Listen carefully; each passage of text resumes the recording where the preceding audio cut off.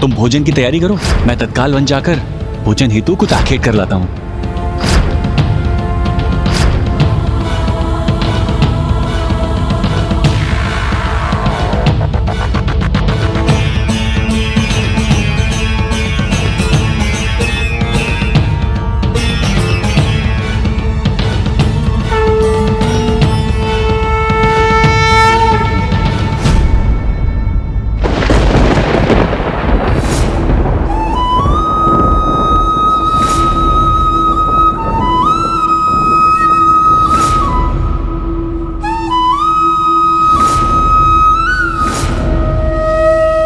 प्रभु आप निश्चिंत रहिए, मेरी पत्नी ने इस भोजन का स्वाद लिया है।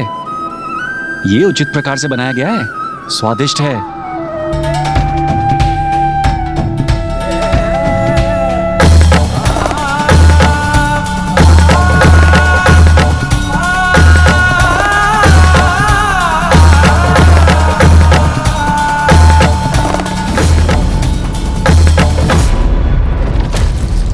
प्रभु महादेव ने तो वो निवाला भी स्वीकार कर ली।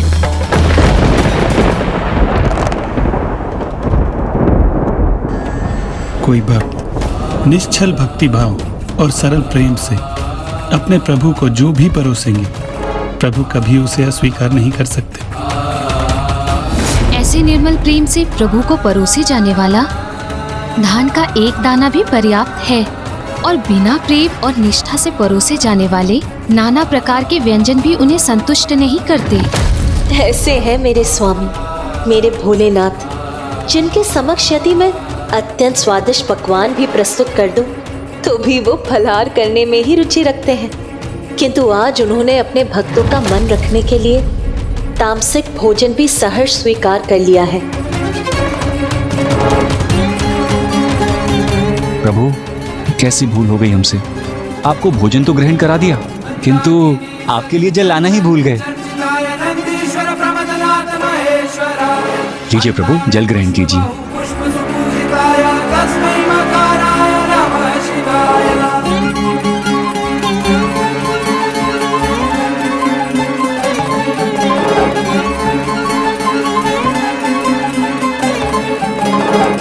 ये क्या, आपने इन्हें जल क्यों दे दिया?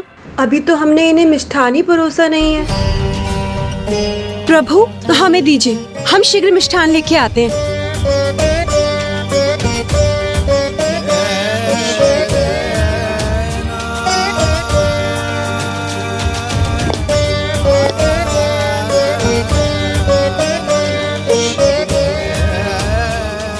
इतने विशेष अतिथि का इतने से गुड़ से क्या होगा? मैं इसमें कुछ और मात्रा जोड़ देती हूँ।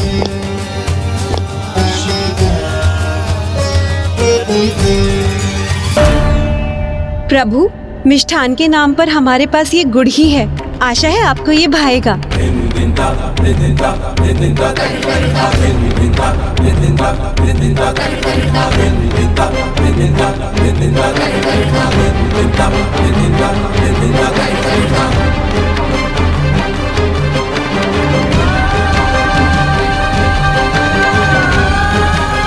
लीजिए प्रभु, ग्रहण कीजिए।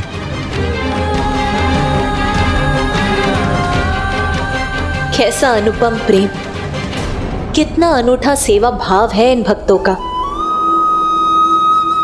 और कितना सरल विश्वास है इनका कि ये जितने मिष्ठान अपने अतिथि को प्रस्तुत करेंगे, उनके अतिथि का उतना ही अधिक सत्कार होगा।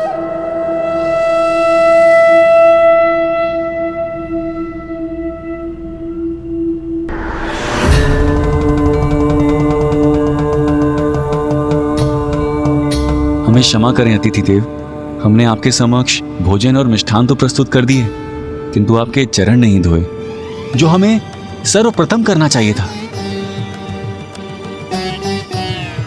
इसमें क्षमा मांगने की कोई आवश्यकता नहीं। एक अतिथि के प्रति सेवा भाव ही महत्वपूर्ण होते हैं, और फिर वो सेवा किसी भी रूप में प्रस्तुत हो सकती है। तब तो फिर आप हमें अपने चरण धोने की अनुमति दीजिए, ये हमारा परम सौभाग्य होगा।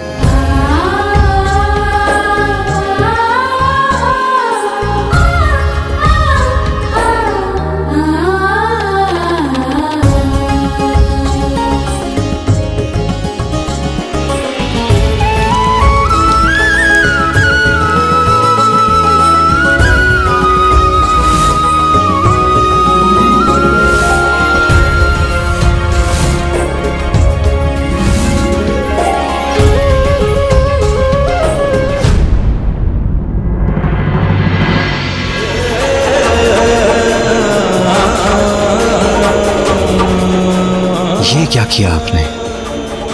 जिस जल से मेरे चरणों को धोया उसी का पान कर लिया। प्रभु, हमने तो सिद्ध पुरुषों से यही सुना है कि अतिथि स्वयं भगवान के रूप होते हैं और उनके चरणों का जल चरणामृत।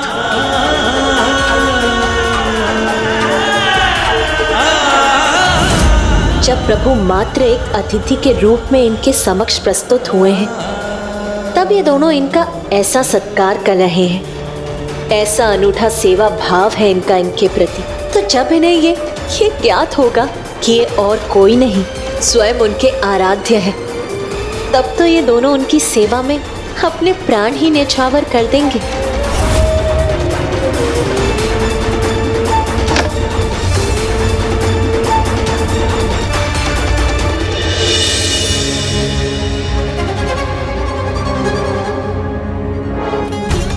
प्रभु आइए, अब आप विश्राम कर लीजिए और मैं आपके चरण दबा देता हूँ।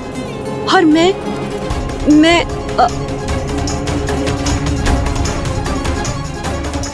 आपके लिए पंखा झलूंगी। आप दोनों मेरी पर्याप्त सेवा कर चुके हैं, इसलिए अब और कुछ करने की आवश्यकता नहीं। नहीं प्रभु, आपकी सेवा करने के इस अवसर से हमें वंचित मत कीजिए। हाँ प्रभु।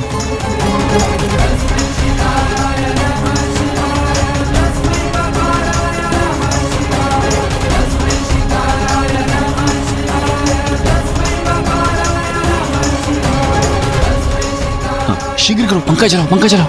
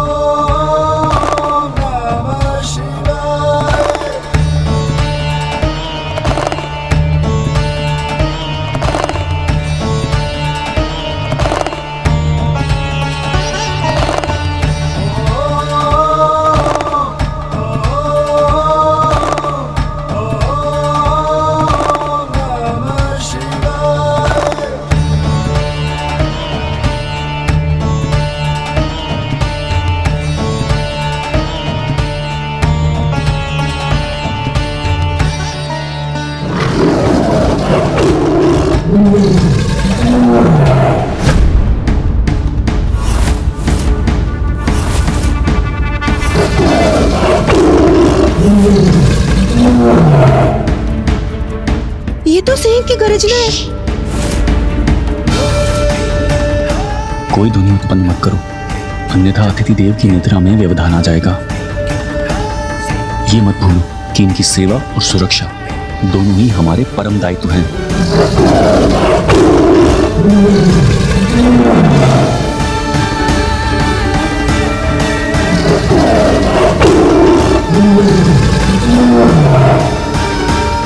अब चाहे जो भी कुछ हो जाए, तुम तनिक भी स्वर उत्पन्न मत करना। अतिथि देव की निद्रा भंग नहीं होनी चाहिए। मैं जाकर उस सिंह को रोकता हूं।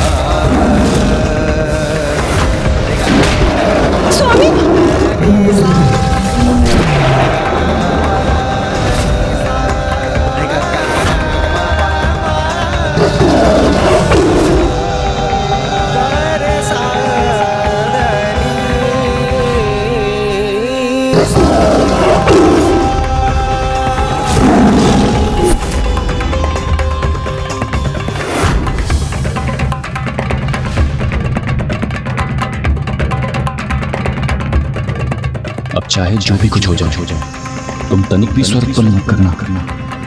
अतिथि देव की निद्रा भंग नहीं होनी चाहिए।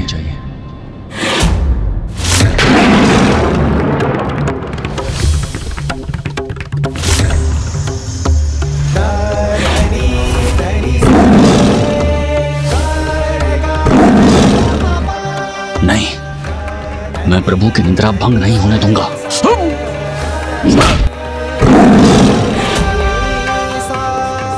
कितना अद्भुत त्याग है इन दोनों महान भक्तों का।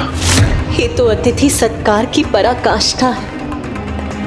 कितनी विशेष है इनकी भक्ति। यही कारण है कि प्रभु इन्हें अपने दर्शन देने के लिए तत्पर है।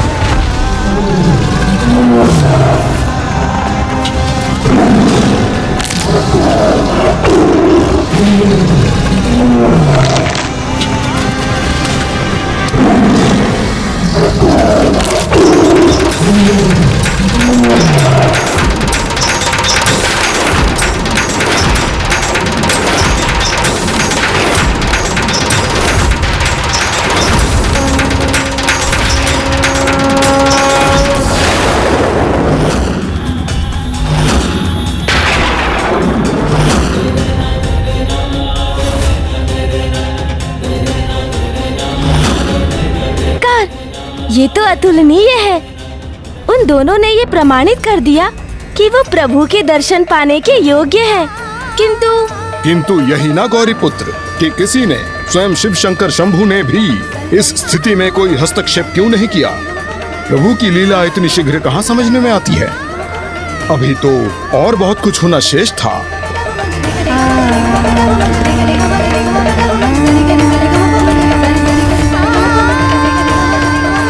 स्वामी का ही आदेश था, कुछ भी हो जाए किंतु अतिथि देव की सेवा भंग नहीं होनी चाहिए और मैं उस आदेश का पूर्ण रूप से पालन करूंगी। अतिथि देव की निंद्रा में कोई बाधा नहीं आने दूंगी।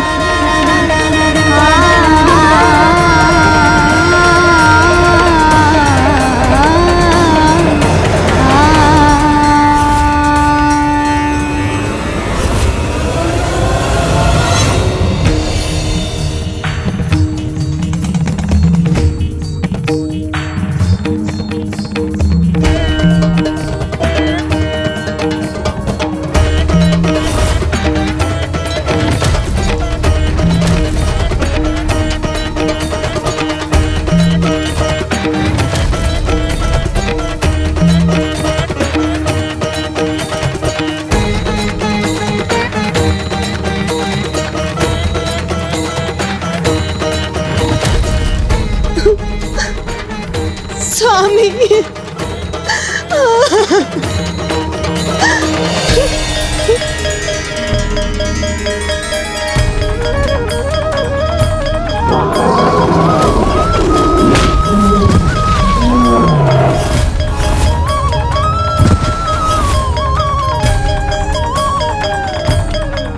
देवी, रात्रि को इतना कुछ घटित हो गया और आपने मुझे मेरी निंद्रा से जागृत नहीं किया।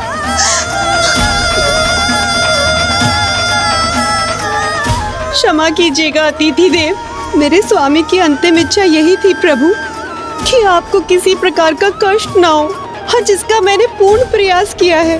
और ये अब मेरी अंतिम इच्छा है प्रभु कि मेरे पति स्वर्ग में हो या किसी भी लोक में हो और मुझे भी मृत्यु प्राप्त हो प्रभु, और मैं भी उनके साथ उनके लोक में उनका साथ पा सकूं। प्रभु, आप तो महान तपस्वी हैं। यदि आप हमारी सेवा से प्रसन्न हैं, तो आप मुझे ऐसा आशीर्वाद दीजिए या वरदान दीजिए कि मैं अपने प्राण को त्याग सकूं, क्योंकि मेरे पति के बिना मेरा जीवन निरर्थक है प्रभु, निरर्थक है प्रभु, निरर्थक है प्रभु, निरर्थक है प्रभु, सर्वथा निरर्थक है। नहीं देवी, आपको अपने पति के बिना कदापि नहीं रहना होगा।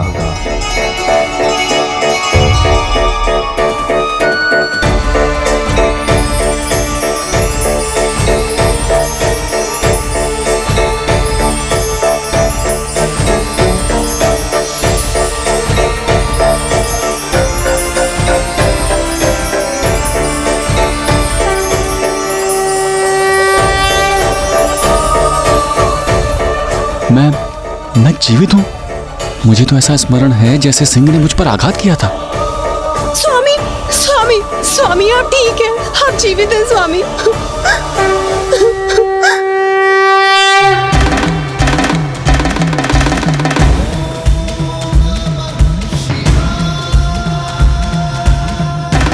प्रभु, आप कोई साधारण योगी तो कदापि नहीं हो सकते।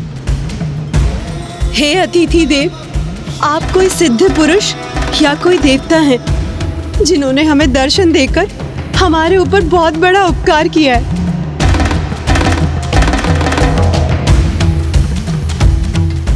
हे प्रभु, आप जो भी हैं, अपना वास्तविक दर्शन देने की कृपा करें। मैं वही हूँ जिनकी पूजा आराधना में आप सदैव लीन रहते थे, जिन प्रभु का आप सदैव जाप करते हैं।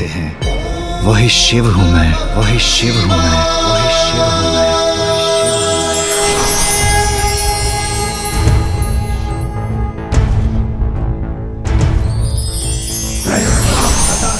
हमारे बाबा जी, प्रभु शिव, हे प्रभु, हे परमेश्वर, हमारा प्रणाम स्वीकार कीजिए। भोलेनाथ भक्तों के हो कष्ट से निवारते, ये सृष्टि सारी संकटों से शिव ही है उबारते। इस सब आपकी परीक्षा का ही भाग था, और आपने अपनी इस परीक्षा में अपनी भक्ति ही प्रमाणित नहीं की, अपितु संसार के समक्ष एक अत्यंत उत्तम उदाहरण प्रस्तुत किया कि अतिथि देवो भव, अर्थात अतिथि भगवान के समान होते हैं।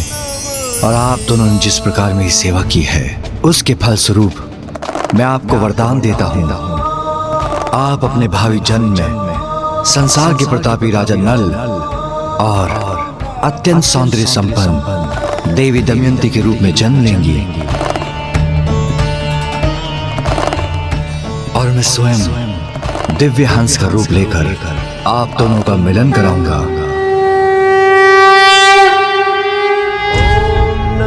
शिवाय, ओम नमः शिवाय, ओम नमः शिवाय, ओम नमः शिवाय, ओम नमः शिवाय, ओम नमः शिवाय।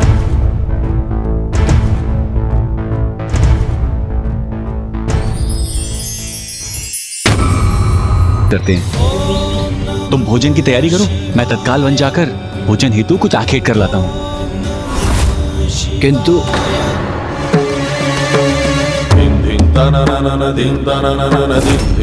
यह अबोध भील युगल करने क्या जा रहा है?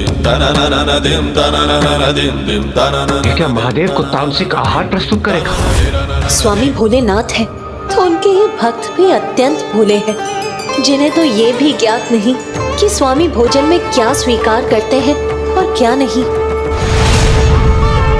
क्या प्रभु महादेव सत्य में ही इस तामसिक भोजन का सेवन करने वाले हैं?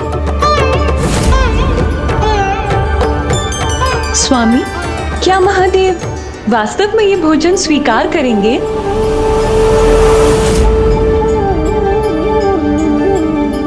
अच्छा हुआ आप उचित समय पे आखेट करके आ गए, अन्यथा अतिथि देव के लिए भोजन बनाने में विलंब हो जाता।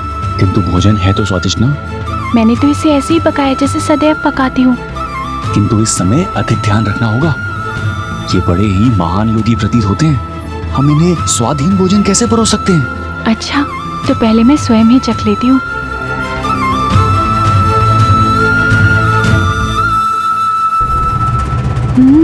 बहुत अच्छा है। देखिएगा, जब अतिथि देव इसे ग्रहण करेंगे ना, तो वो भी आनंदित हो जाएंगे। उत्तम, अति उत्तम।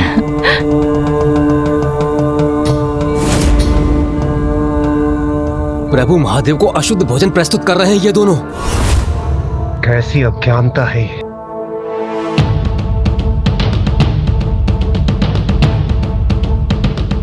लीजिए प्रभु, भोजन ग्रहण कीजिए। लीजिए प्रभु, ग्रहण कीजिए भोजन।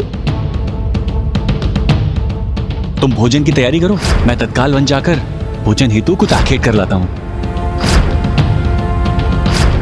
रात्रि को इतना कुछ घटित हो गया और आपने मुझे मेरी निंद्रा से जागृत नहीं किया। मेरे स्वामी की अंतिम इच्छा यही थी प्रभु कि आपको किसी प्रकार का कष्ट न हो। यदि आप हमारी सेवा से प्रसन्न हैं, तो आप मुझे ऐसा आशीर्वाद दीजिए कि मैं अपने प्राण को त्याग सकूं। नहीं देवी, आपको अपने पति के बिना कदापि नहीं रहना होगा।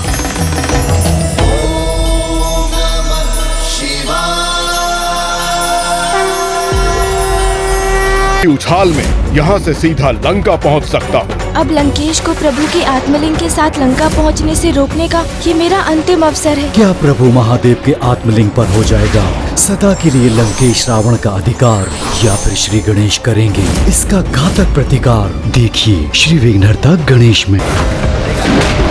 स्वामी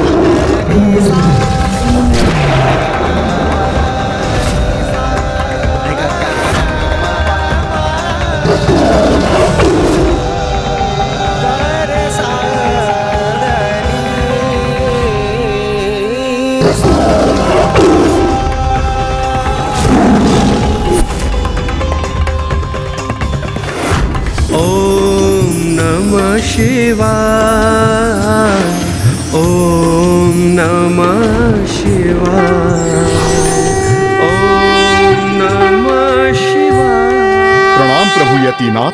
प्रणाम प्रभु यतिनाथ।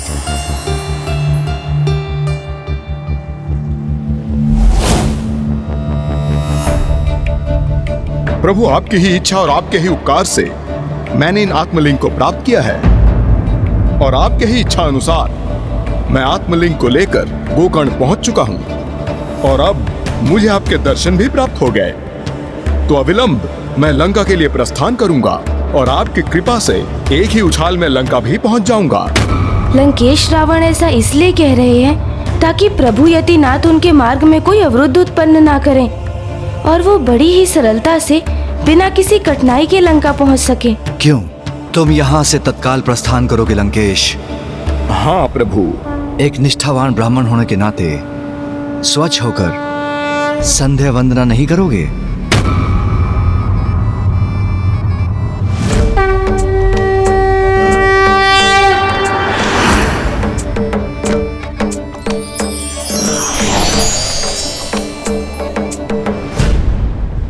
मैं प्रभु यतिनाथ का संकेत समझ गया।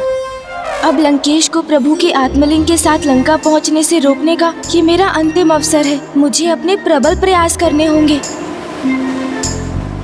लीजिए लंकेश, जल ग्रहण कीजिए और संध्या वंदन संपन्न कर लीजिए।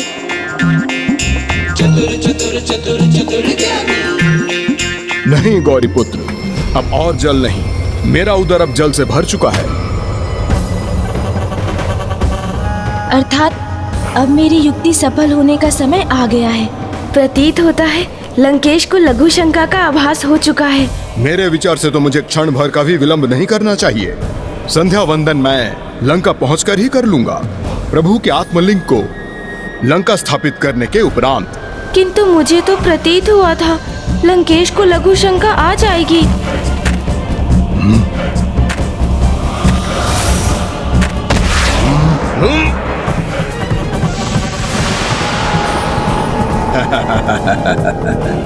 मुझे लंकेश को रोकना ही होगा।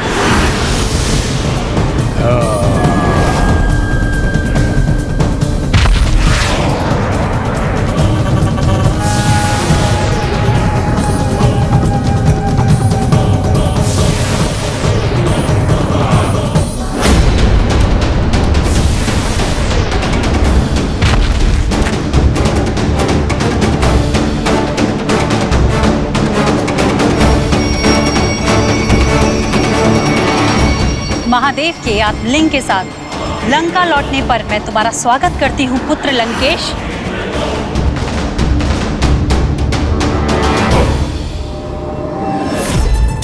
प्रणाम माता। अनेकों बाधाओं को पार करके आपके इस पुत्र ने आपकी इच्छा को पूर्ण कर ही दिया। अब मैं अपने प्रभु शिव शंकर शंभू के आत्मलिंग को लंका में स्थापित करूंगा।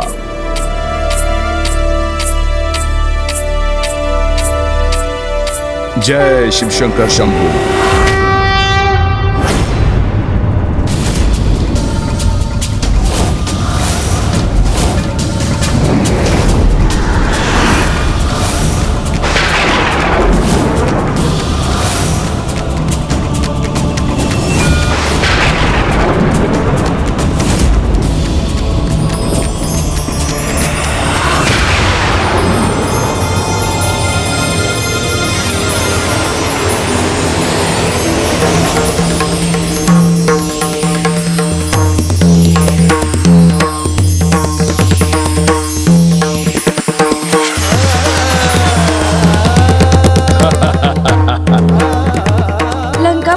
में विलंब हो गया मुझे।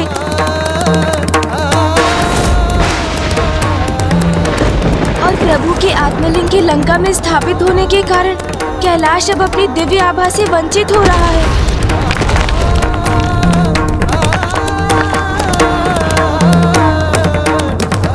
और पिताश्री के निवास स्थान के रूप में एक नवीन कैलाश अपनी संपूर्ण भव्यता के साथ यहाँ लंका में उत्पन्न हो रहा है। अर्थात जो हुआ वो सर्वथा अनर्थकारी है।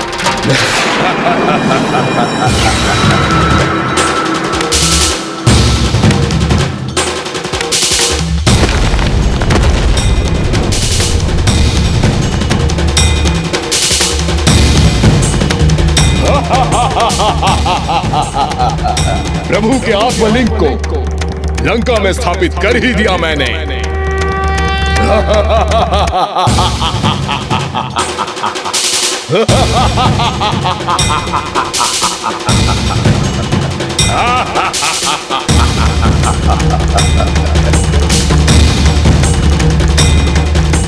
अब प्रभु शिव शंकर शंभू लंका के कैलाश में ही वास करेंगे। अब प्रभु शिव शंकर शंभू लंका के कैलाश में ही वास करेंगे। तो वास्तविकता में कैलाश संपूर्ण रूप से नष्ट हो जाएगा।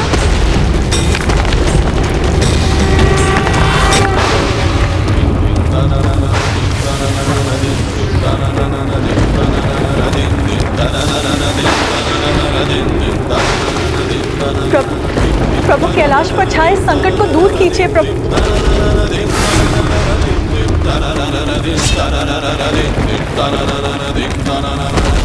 हाँ देवी, लंकेश रावण ने अब लंका में मेरा आत्मलिंग स्थापित कर दिया है। इसलिए मुझे उसे दिए वचन के अनुसार लंका प्रस्थान कर वहीं वास करना होगा। किंतु मेरे वहां जाने से लंकेश भविष्य में श्री हरि नारायण के राम अवतार से भी सुरक्षित हो जाएगा। और यदि ऐसा हुआ तो संसार में जो अच्छा है, जो श्रेष्ठ है, वो सभी धीरे धीरे त्रास हो जाएगा। अधर्म, अनाचार बढ़ जाएगा। उससे तो उत्तम यही होगा कि प्रलय के निर्धारित समय के पूर्व ही प्रलय उत्पन्न कर इस सृष्टि का सर्वनाश कर दो। तब एक नवीन पाप रहित संसार का पुनः निर्माण संभव हो सकेगा।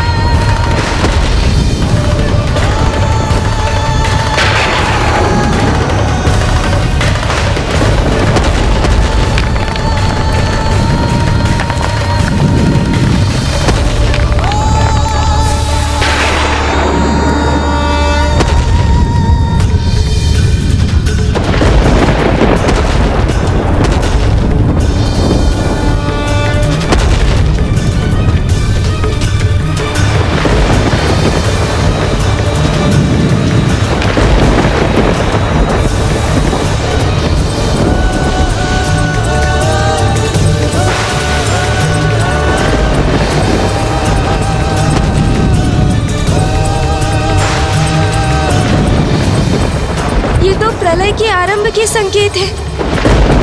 अर्थात मैं संसार के इस संकट को दूर करने में असफल हो गया।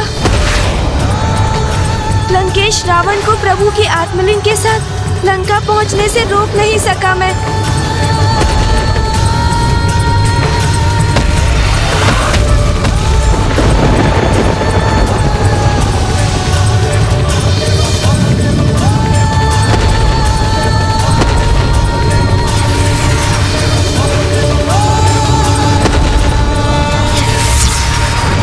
गौरीपुत्र,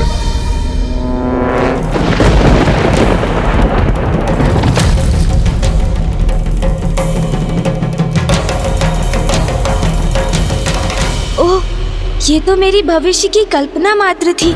लंकेश तो अभी भी यही है।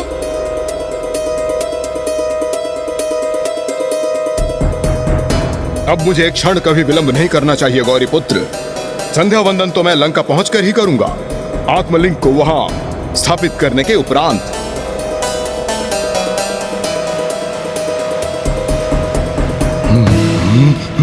लंकेश, किंतु मेरे विचार से आपको संध्या वंदन किए बिना प्रस्थान नहीं करना चाहिए। स्वयं आपके प्रभु महादेव के अवतार ने ही आपको संध्या वंदन करने के लिए कहा था, और आप जैसे महान भक्त उनके आदेश को कैसे टाल सकता है? हाँ, आप भी उचित कहते हैं। प्रभु के आदेश से तो बाध्य हो गया हूं मैं, और मुझे संध्या वंदन भी यही करना होगा।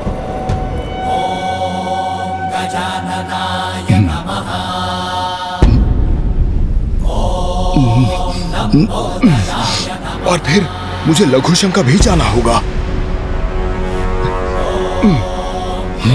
लघु शंका से निवृत्त होने हेतु मुझे प्रभु के आत्मलिंग को कुछ समय के लिए गौरीपुत्र को ही सौंपना होगा, क्योंकि यदि मैंने आत्मलिंग को यहाँ किसी स्थान पर स्थापित किया तो फिर वो तो भूमि का स्पर्श करते ही यहीं स्थापित हो जाएंगे। किंतु क्या मेरे द्वारा इन्हें गौरीपुत्र को सौंपना उचित होगा? प्रतीत होता है उचित समय पर लंकेश को लघु शंका का आभास हो गया। अन्यथा मैं तो इसी चिंता में था कि कहीं मेरी युक्ति विफल ना हो जाए। नहीं, प्रभु के आत्मलिंग को लेकर मैं गौरीपुत्र का विश्वास नहीं कर सकता। किंतु फिर मेरी सहायता हेतु कोई अन्य है ही कहाँ? अब मुझे अपनी योजना के द्वितीय चरण को क्रियान्वित करना होगा। लंकेश, आपके साथ यहाँ तक की यात्रा तो अति आनंददायक रही। अब यहाँ से आपके और मेरे मार्ग पृथक हैं। प्रभु के अवतारों की कथाएं सुनाने के लिए आपको अनेकों धन्यवाद।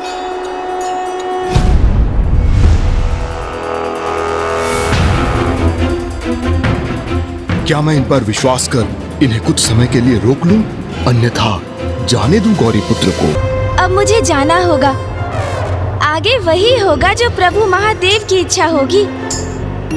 आज्ञा दीजिए। लंकेश, क्या मैं अपना कलश ले सकता हूँ?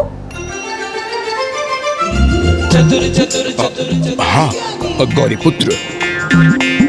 चतुर चतुर चतुर चतुर ज्ञानी, चतुर गणेशा।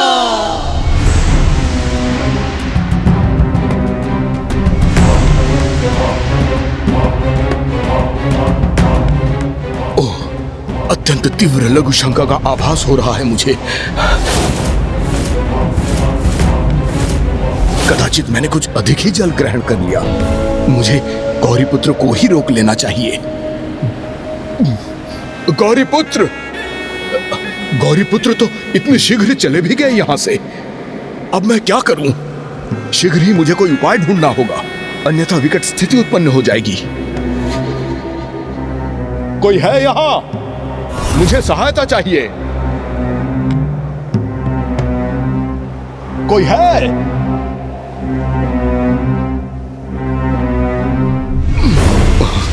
ओह, हाँ, हाँ,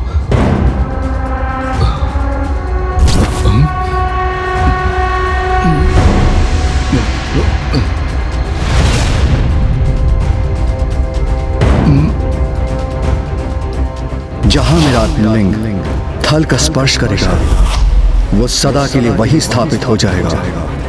नहीं नहीं, भले ही कुछ भी हो जाए, मैं बिना संध्या वंदन किए इस लघु शंका को सहते हुए ही लंका पहुंचने पर विवश क्यों ना हो जाऊं, किंतु मैं प्रभु के आत्मलिंग को यहाँ भूमि पर स्थित कर गोकर्ण की भूमि पर तो कदापि स्थापित नहीं होने दूंगा।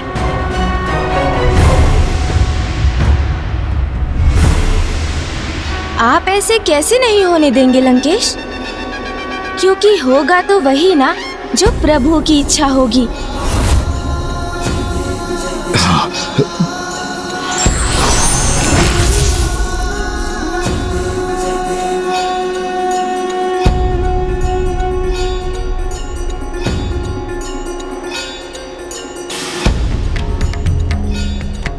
हे प्रभु महादेव, अब आप ही मेरी सहायता कर सकते हैं। ओम नमः शिवाय, ओम नमः शिवाय, ओम नमः शिवाय, ओम नमः शिवाय, ओम नमः शिवाय,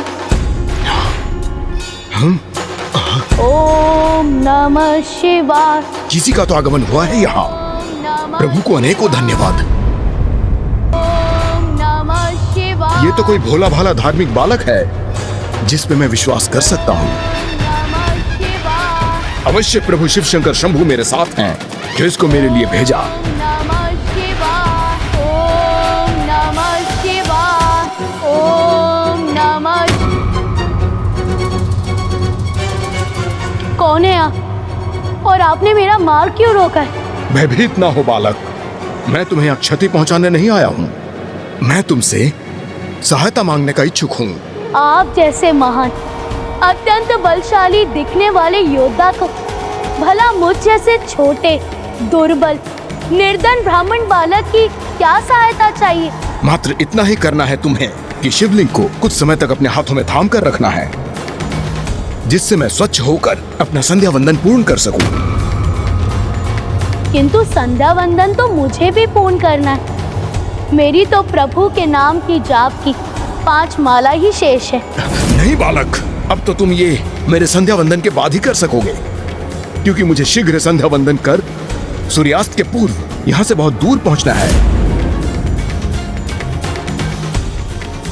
अच्छा, तो यदि मैं आपकी सहायता करूं, तो पुरस्कार स्वरूप क्या प्रदान करेंगे आप मुझे? हाँ। निर्धन ब्राह्मण बालक हो ना तुम, तो मैं तुम्हें धनवान बना दूंगा। जितने भी आभूषण मैंने अपने तन पर धारण कर रखे हैं वो मैं तुम्हें दान कर दूंगा।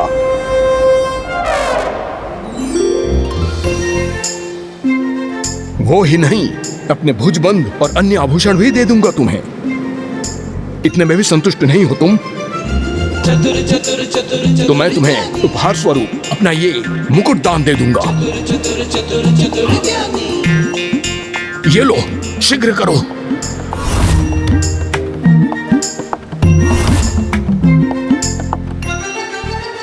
उचित है, उचित है। किंतु मैं इन आत्मलिंग को अपने एक हाथ से थाम तो सकूंगा ना, क्योंकि मुझे अपने दूसरे हाथ से प्रभु नाम की जाप की शेष 5 मालाओं को भी तो पूर्ण करना है। और आप मुझे ये भी बता दीजिए कि इन आत्मलिंग में अत्यधिक भार तो नहीं है ना? भार तो नहीं है ना? हाँ, ये बालक आत्मलिंग के बारे में कैसे जानता है? बालक, तुम्हें कैसे पता कि ये प्रभु के आत्मलिंग है? ये मैं क्या कह गया? अब तो लंकेश को मुझ पर संदेह हो गया। बताओ मुझे बालक, तुम्हें कैसे ज्ञात हुआ ये प्रभु के आत्मलिंग है?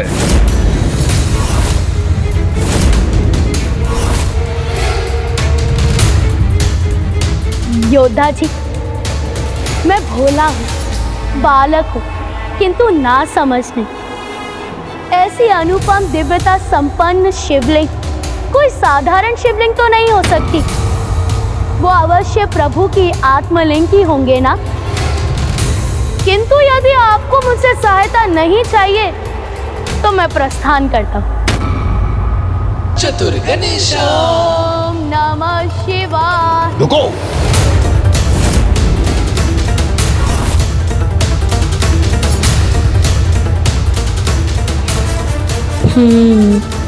मेरी बातों में उलझ गए ना आप लंकेश?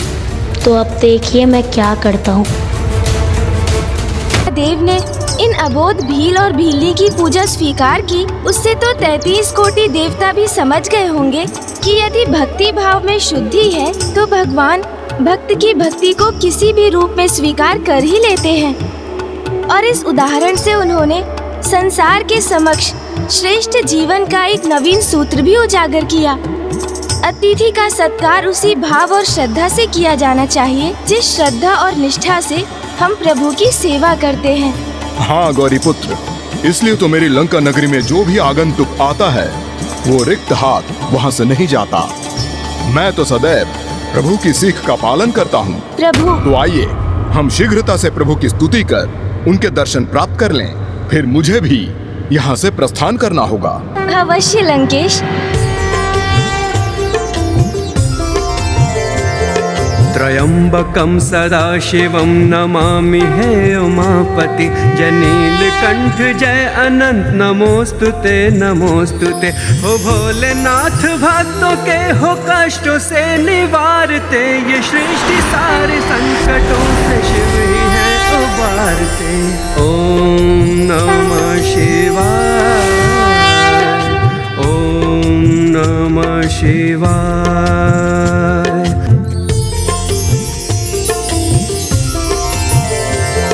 है भील दंपति की यह कथा जो शिव के भक्त थे। परीक्षा लेने शिव जी बन के अतिथि उनके घर गए। तब हो प्रसन्न शिव जी ने वरदान था उनको दिया। बन दंपति दोनों ने फिर से एक नया जन्म लिया। ओम नमः शिवाय, ओम। प्रणाम लंकेश। अब मुझे जाना होगा। आगे वही होगा जो प्रभु महादेव की इच्छा होगी।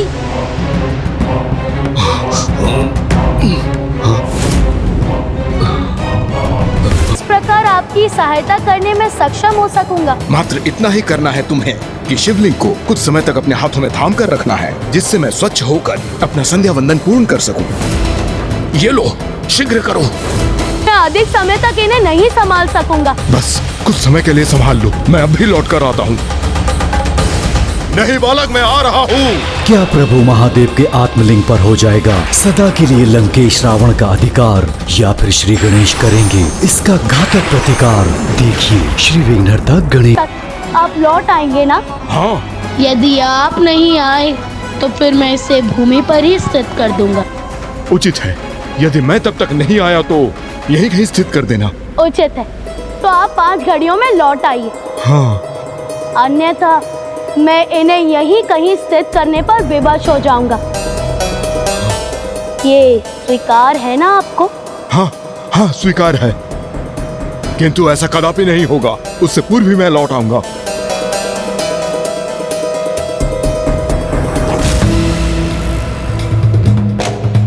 अच्छा, तो फिर आप यहाँ रुके क्यों हैं? जाइए, आपका समय आरंभ हो चुका है।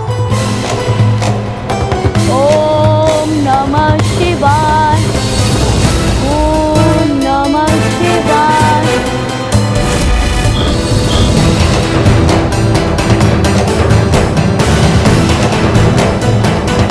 ओम नमः शिवाय, ओम नमः शिवाय, ओम नमः शिवाय। एक माला पूर्ण हुई, अर्थात प्रथम घड़ी समाप्त हुई। ओम नमः शिवाय, ओम नमः शिवाय, ओम नमः शिवाय, ओम।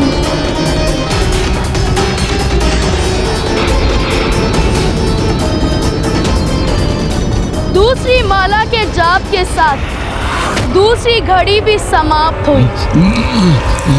मुझे शीघ्रता करनी होगी। लघु शंका के पश्चात मुझे स्नान कर संध्या वंदन भी तो करना है।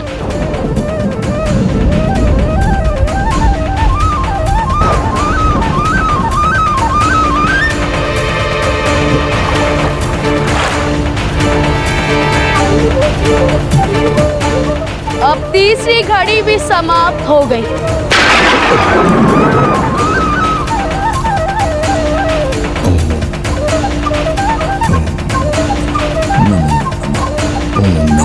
चौथी माला के जाप के साथ चौथी घड़ी भी समाप्त हो गई। अब मैं अपने अंतिम माला का जाप आरंभ करता हूँ। ओम नमो नमः, नमो नमः, नमो नमः, नमो नमः, नमो नमः, नमो नमः।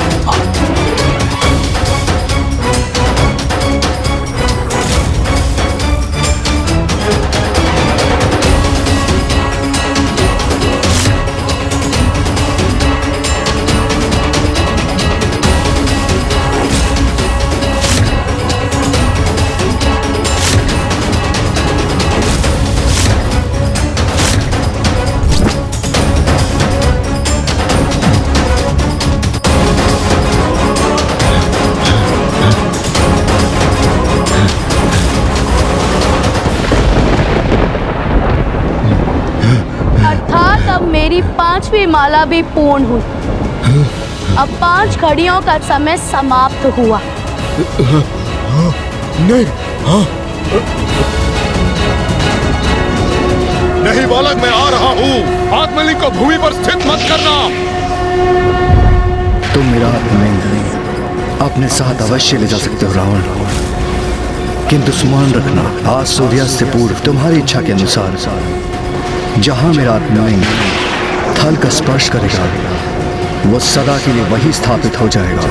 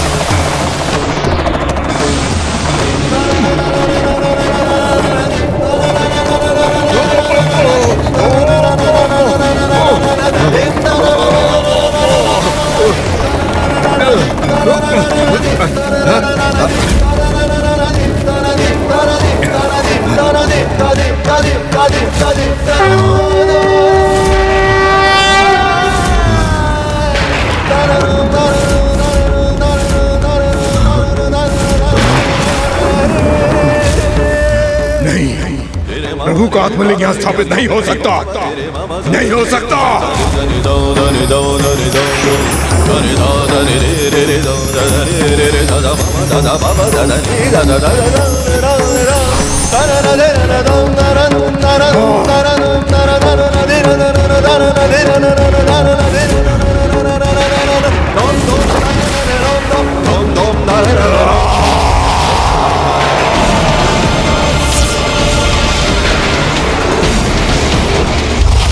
पुत्र, जाओ, जाकर प्रभु महादेव का आत्मलिंग लेकर आओ। इस बार मैं प्रभु महादेव को अपने साथ लेके ही लौटूंगा, अन्यथा आपको कभी अपना मुख नहीं दिखाऊंगा मैं।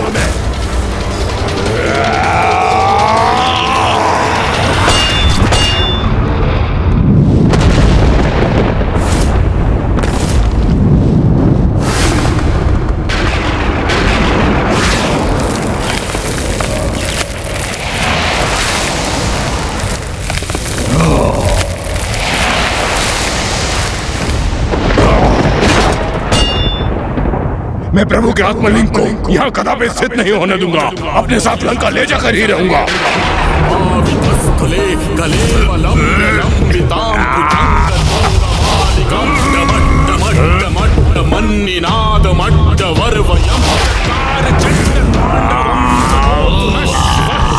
आप प्रभु की आत्मलिंग को अपने स्थान से कदापि नहीं हिला सकते हैं लंकेश।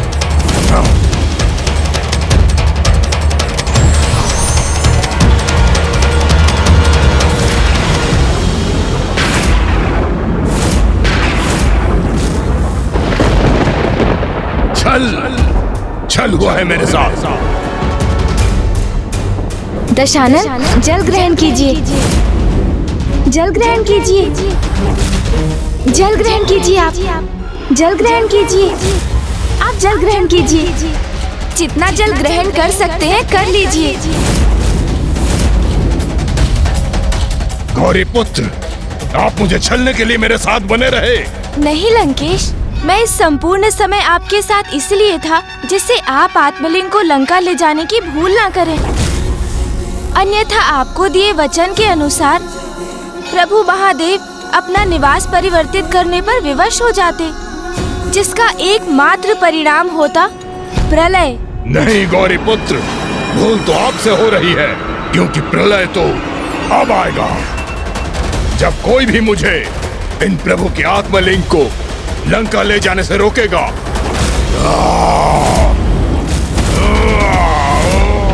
लंकेश, अब अपना ये प्रयास यहीं रोक दीजिए आप, क्योंकि इन्हें यहाँ से विस्थापित का प्रयत्न करना पाप होगा और इतने महाज्ञानी होने के बाद भी ऐसा अनर्थ करने की मूर्खता मत कीजिए आप। आपके लिए मूर्खता होगी गौरी पुत्र, किंतु मेरे लिए ये उद्देश्य है। आप जो चाहते थे आपने वो किया, अब जो मैं चाहूंगा वही होगा। उसमें आपका कोई भी हस्तक्षेप स्वीकार नहीं करूंगा।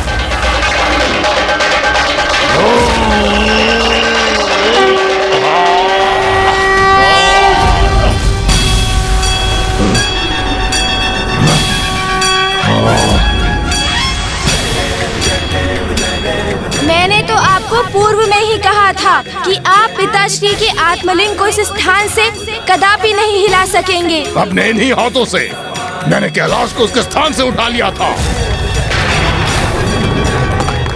और इन प्रभु के आत्मलिंग को मैं लंका अवश्य लेके जाऊंगा।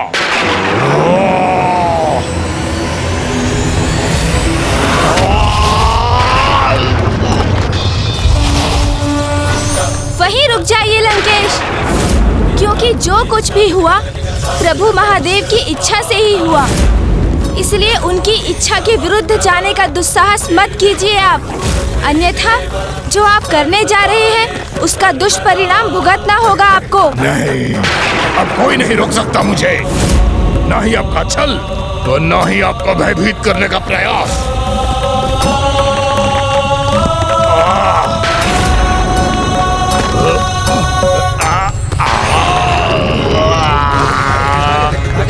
जय शिव शंकर शंभू।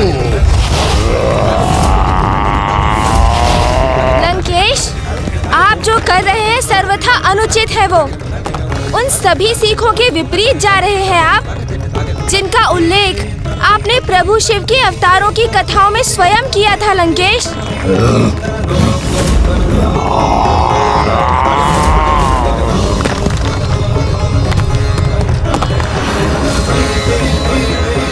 पृथ्वी पर महासंकट छा रहा है। यदि पृथ्वी को विभाजित करने वाली ये दोनों रेखाएं आपस में मिल गई तो पृथ्वी दो भागों में विभाजित हो जाएगी। ऐसा कदापि नहीं होना चाहिए। हमें इसे कैसे भी रोकना होगा। रुक जाइए लंकेश, आप अपने साथ संपूर्ण पृथ्वी का विनाश करने जा रहे हैं। मुझे इसकी कोई चिंता नहीं।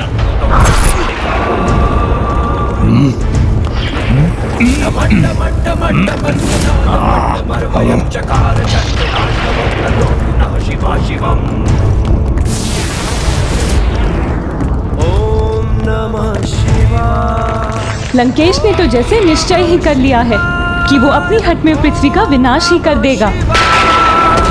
ओम नमः शिवाय, ओम नमः शिवाय। आज तो मैं सफल होकर ही रहूंगा।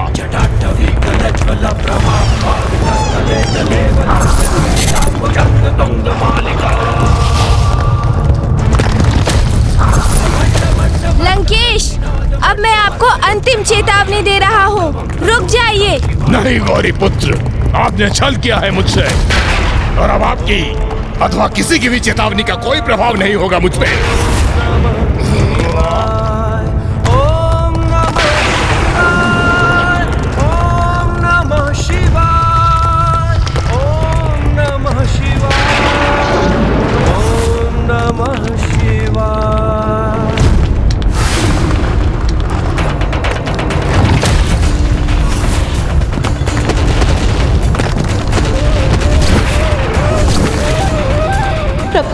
प्रभु भूदेवी संकट में है, सृष्टि विनाश के निकट है। प्रभु, आपका अहंकारी और हठी भक्त धरती को ही संकट में डाल रहा है। प्रभु,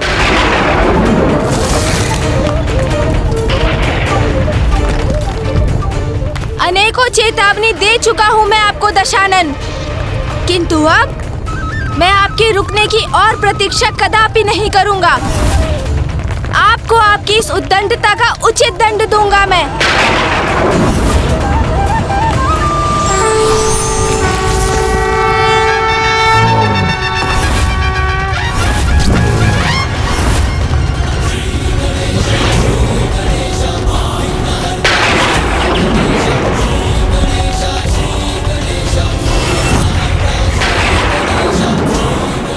प्रथम पूज्य गणेश जी ने विराट रूप धारण कर लिया है।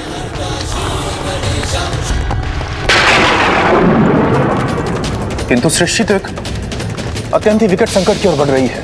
लंकेश रावण ने कितनी अनिष्टकारी परिस्थिति उत्पन्न कर दी है और अभी भी वो रुकने के लिए तैयार नहीं है।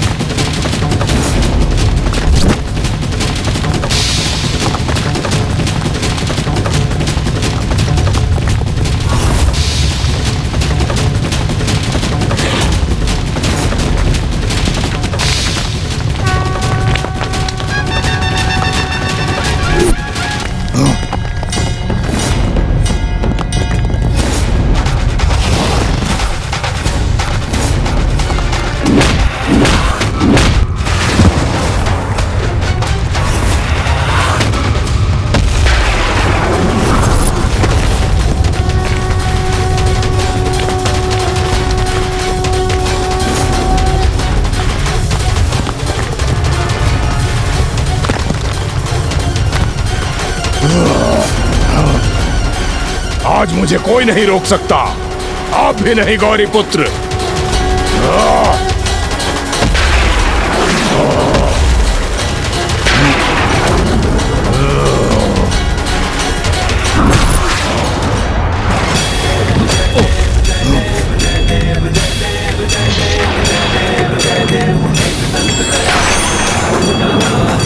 आप मुझे मेरी शक्ति का प्रयोग करने के लिए विवश कर रहे हैं गौरी पुत्र।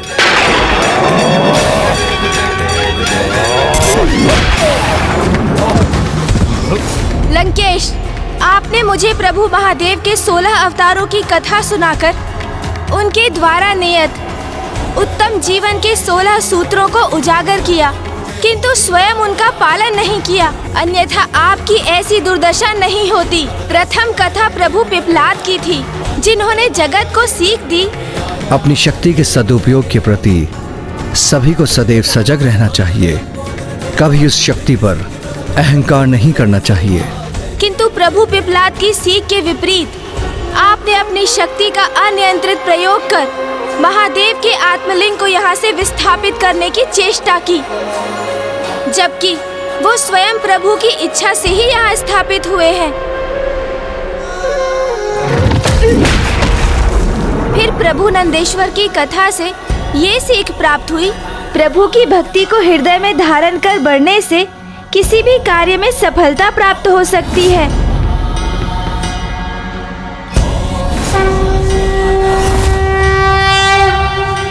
प्रभु की इच्छा के विरुद्ध उनके आत्मलिंग को अपने साथ लंका ले जाने के प्रति ही एकाग्रता का प्रदर्शन किया। प्रभु के तीसरे अवतार थे प्रभु भैरव, जिन्होंने ये स्पष्ट किया कि अपार शक्ति का उपयोग महान कर्तव्यों के निर्वाह के लिए ही होना चाहिए, किंतु आपका एकमात्र उद्देश्य तो स्वयं को सुरक्षित रखने हेतु प्रभु महादेव को लंका में स्थित करना ही था।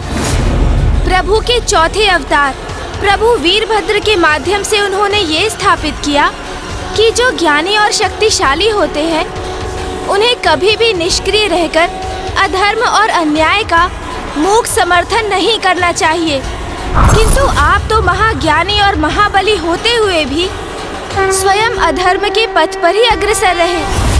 प्रभु के पांचवें अवतार प्रभु गृहपति थे, जिनसे ये सीख प्राप्त हुई, प्रबल इच्छा शक्ति और पूर्ण निष्ठा एवं श्रद्धा से कुछ भी संभव हो सकता है। प्रत्येक जीव को कभी भी किसी से वो कदापि नहीं मांगना चाहिए जिसे प्रदान करना देने वाले को कठिन हो। किंतु आपका उद्देश्य तो श्रद्धा से नहीं अपितु स्वार्थ से प्रेरित था। यदि निश्चल भक्ति से प्रभु की आराधना करते तो आपको स्वतः ही भोलेनाथ का सानिध्य प्राप्त होता और स्वयं को सुरक्षित रखने हेतु और आपको प्रभु के आत्मलिंग की आवश्यकता ही ना होती। अपना हठ त्याग दो और यहाँ से तत्काल प्रस्थान कर लो लंकेश, यही तुम्हारे लिए हितकर है, अन्यथा मैं विवश होकर वो करने वाला हूँ जिससे कदाचित अब तुम तो क्या संपूर्ण सृष्टि ही अनभिज्ञ है। मुझे तुम्हारी सहायता चाहिए। आप निवेदन कर रहे हैं इसीलिए रुक रहा हूँ मैं, अन्यथा मेरे पास समय ही कहाँ है। शीघ्र सूर्यास्त होने जा रहा है और मुझे अपना संध्या वंदन भी पूर्ण करना है।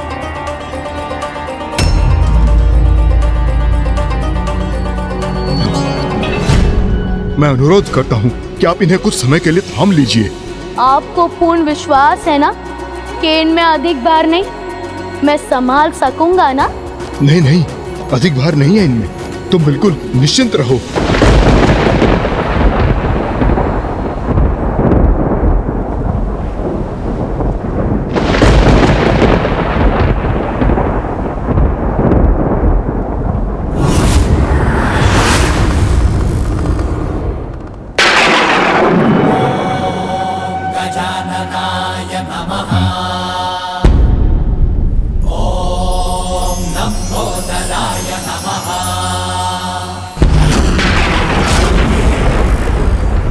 योद्धा जी, आपने असत्य कहा मुझसे कि इनमें अधिक भार नहीं है। मैं अधिक समय तक इन्हें नहीं संभाल सकूंगा और सूर्यास्त के पूर्व मुझे मेरी शेष 5 मालाओं का जाप भी संपन्न करना है। तभी तो मेरा संध्या वंदन पूर्ण होगा।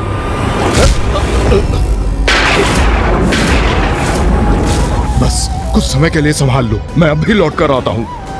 अच्छा इतना तो करो, जब तक तुम्हारे 5 माला का जाप संपन्न होता है तब तक ही संभाल लो। मुझे तो मेरी 1 माला पूर्ण करने में 1 ही घड़ी का समय लगता है। किंतु 5 घड़ी के लिए संभाल लो, मैं तत्काल लौट आऊंगा। सत्य कह रहे ना, 5 घड़ी में मेरी 5 मालाओं का जाप संपन्न होने तक आप लौट आएंगे ना? हाँ। को चेतावनी दे चुका हूँ मैं आपको दशानन, किंतु अब मैं आपके रुकने की और प्रतीक्षा कदापि नहीं करूँगा।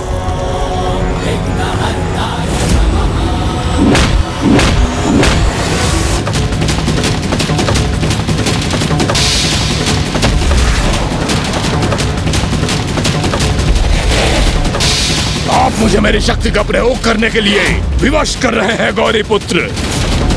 मेरे आराध्य शिव शंकर शंभू के पुत्र हैं, इसलिए अभी तक शांत रहा मैं। और यदि आपने मुझे प्रभु के आत्मलिंग को ले जाने से रोका तो मैं अपने संपूर्ण शक्ति का प्रदर्शन करने से नहीं रुकूंगा। सर्वश्रेष्ठ ज्ञानी के लिए भी ये कथन सर्वथा उपयुक्त है। विनाश काले विपरीत बुद्धि। प्रभु सुरेश्वर की कथा से ये सीख प्राप्त हुई कि जो बाधाओं की चिंता किए बिना पूर्ण एकाग्रता से निरंतर अपने परम लक्ष्य की ओर बढ़ते हैं वो अवश्य विजयी होते हैं। किंतु आप तो अपने लक्ष्य अपने प्रभु और उनकी भक्ति से भटककर निस्वार्थ के प्रति एकाग्र हो गए। बस गौरी पुत्र, अब आप मुझे अत्यंत क्रोधित होने पर विवश कर रहे हैं। आपका क्रोध जागृत हो रहा है लंकेश, तो तनिक प्रभु के क्रोधांश से उत्पन्न हुए उनके 10वें अवतार प्रभु ऋषि दुर्वासा की सीख का भी स्मरण कर लीजिए, जिन्होंने सदा अनुशासन का पालन करने की सीख दी, किंतु आप ही भक्ति का अनुशासन भूल गए। निश्चल भक्ति से छल का समावेश होने दिया आपने। छल नहीं, मेरी भक्ति थी गौरी पुत्र, प्रभु की सर्वोच्च भक्ति, महान भक्ति।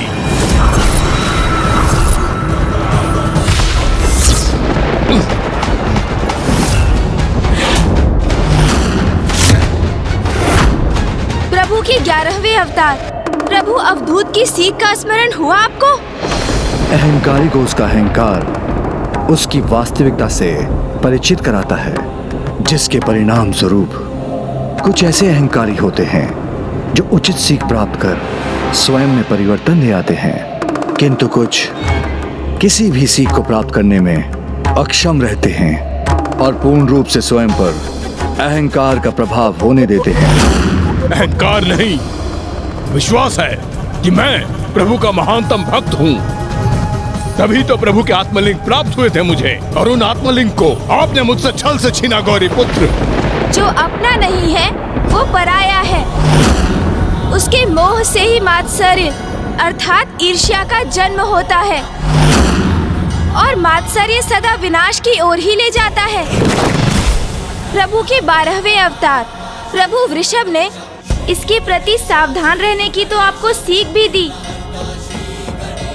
और आप स्वयं ही देख लीजिए कि जिस पर आपका अधिकार नहीं था, उसके मोह ने आपके साथ संपूर्ण सृष्टि के लिए भी कैसी विनाशकारी स्थिति उत्पन्न कर दी।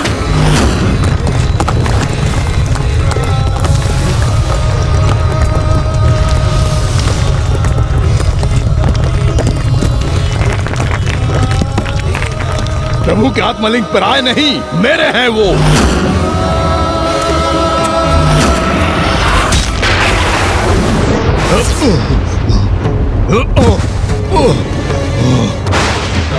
प्रभु के 13वें कृष्ण दर्शन अवतार की सीख तो मत भूलिए लंकेश। ये तो ज्ञात है ना आपको कि आसक्ति से ही दुर्गति है। किंतु आपने कहा प्रभु के आत्मलिंग के प्रति अपनी आसक्ति का परित्याग किया। आसक्ति के स्थान पर श्रद्धा, भक्ति और प्रभु के अटूट विश्वास को आत्मसात करना चाहिए था आपको, क्योंकि प्रभु अपने भक्तों के विश्वास को कभी खंडित नहीं होने देते।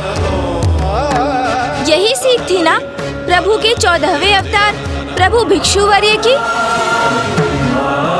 किंतु आपको किसी भी सीख का क्या लाभ, क्योंकि आपको तो एकमात्र अपनी शक्ति में ही विश्वास है लंकेश।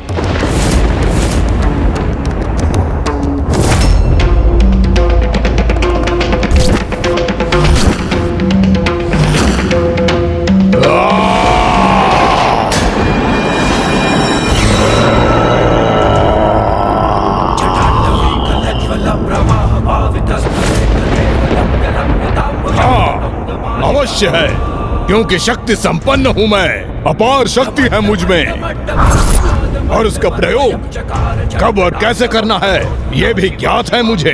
ये आपकी शक्ति नहीं, आपका अभिमान है लंकेश।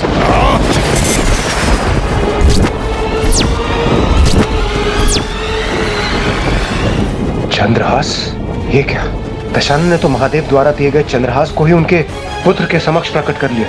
नहीं लंकेश, अब और भूल मत कीजिए।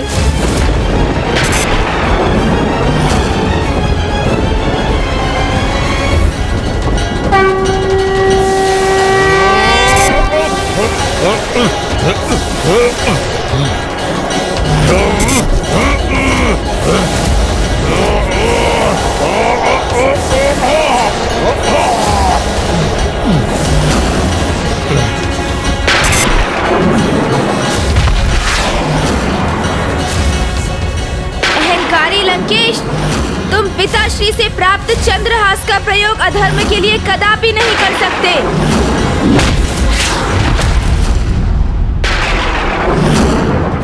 प्रभु के 15वें अवतार प्रभु यक्ष की सीख का स्मरण कीजिए। सदा स्मरण रखना, मात्र ज्ञान अथवा सीख देने से पुण्य प्राप्त नहीं होता, स्वयं उस सीख का पालन करना भी अति आवश्यक है। किंतु आपने अपने अभिमान को अपने आचरण का अभिन्न अंग बना रखा है, और आपने प्रभु के 16वें अवतार प्रभु यतिनाथ की जो कथा अंत में सुनाई थी, उनसे यही सीख प्राप्त होती है कि अतिथि देवो भवः, अर्थात अतिथि ही भगवान के स्वरूप होते हैं। किंतु आपने तो प्रभु को अतिथि के स्थान पर बंदी बनाकर लंका में स्थित करने का लक्ष्य निर्धारित किया हुआ था। अपने ही आराध्य के साथ छलावा कर उन्हें विवश करते हैं आप, फिर इसका दंभ भी करते हैं कि आप उनके महानतम भक्त हैं। आप जैसे मिथ्या भक्ति करने वालों को ही भक्ति का वास्तविक मर्म सिखाने हेतु प्रभु महादेव अपना अगला अवतार लेने वाले हैं। नहीं। आप क्या समझ रहे थे? मुझे प्रभु के अवतारों का ज्ञान नहीं?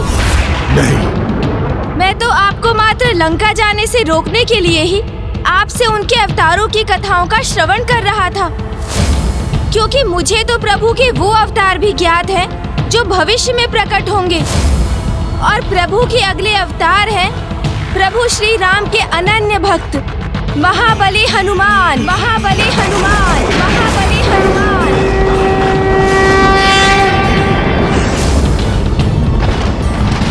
वो महाभक्त प्रभु हनुमान जो अपने वक्ष में अपने आराध्य को धारण कर हमें ये सीख प्रदान करने वाले हैं कि भक्त के कण कण में प्रभु का वास होता है और जो भक्त अपने शरीर को ही प्रभु का मंदिर मान लेते हैं वो तो स्वयं भगवान बन जाते हैं।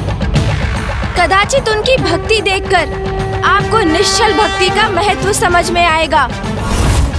और फिर प्रभु द्वापर युग में काल, क्रोध और यम के अंश अर्थात गुरु द्रोणाचार्य के पुत्र महायोद्धा अश्वत्थामा के रूप में अवतार लेकर जगत को ये सीख देंगे कि प्रतिशोध की भावना से व्यक्ति दूसरे का ही नहीं स्वयं अपना भी विनाश निर्धारित कर लेता है।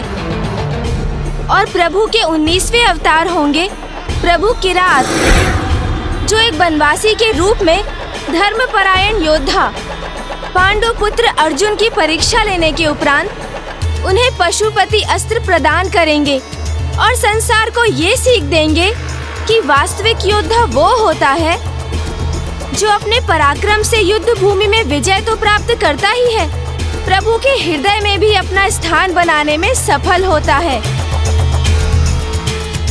और एक परम भक्त योद्धा का आचरण आपके सर्वथा विपरीत होता है, क्योंकि आपने तो तपस्या के माध्यम से भी अपनी स्वार्थ की पूर्ति हेतु अपने भगवान से भी छल किया।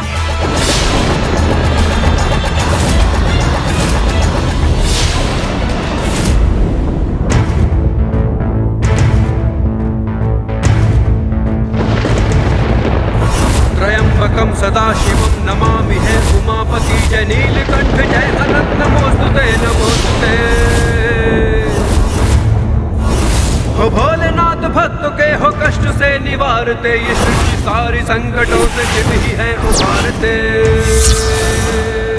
यदि अभी भी आपने स्वयं को नहीं सुधारा लंकेश, तो प्रभु महादेव के अगले 3 अवतारों में से एक प्रभु हनुमान आपको उचित सीख अवश्य देंगे। तब उनका आगमन आपके विनाश का संकेत होगा और उसी दिवस से आपका सर्वनाश आरंभ हो जाएगा।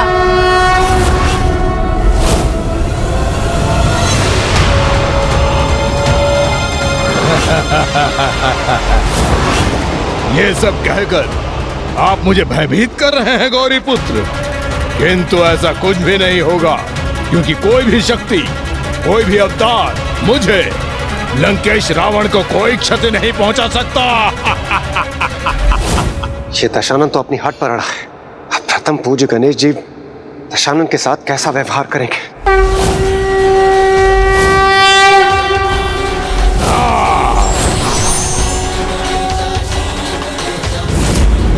मैं तो आपको सुधरने का एक अंतिम अवसर प्रदान कर रहा था लंकेश। आप अपनी भूल स्वीकार कर सकें, इसलिए मैंने पुनः प्रभु महादेव के सभी अवतारों से प्राप्त सभी सीखों का उल्लेख किया। किंतु अब मुझे आभास हो रहा है कि आप अब कोई सीख स्वीकार नहीं करना चाहते। संसार का सर्वश्रेष्ठ ज्ञानी हूँ मैं, और आप मुझे ज्ञान दे रहे हैं गौरी पुत्र। आप मेरे आराध्य शिव शंकर शंभू के पुत्र हैं, इसलिए अभी तक शांत रहा मैं। और यदि आपने मुझे प्रभु के आत्मलिंग को ले जाने से रोका, तो मैं अपने संपूर्ण शक्ति का प्रदर्शन करने से नहीं रुकूंगा।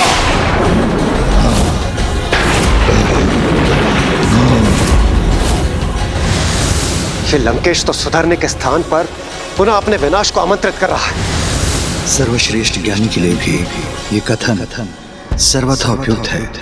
विनाश काले विपरीत बुद्धि, विनाश काले विपरीत बुद्धि।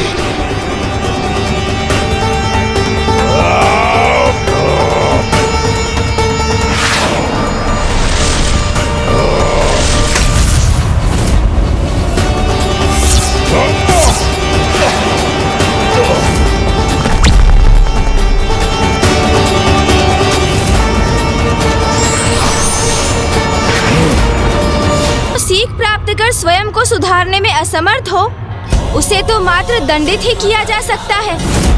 अब आप अपनी मृत्यु के लिए तैयार हो जाइए लंकेश।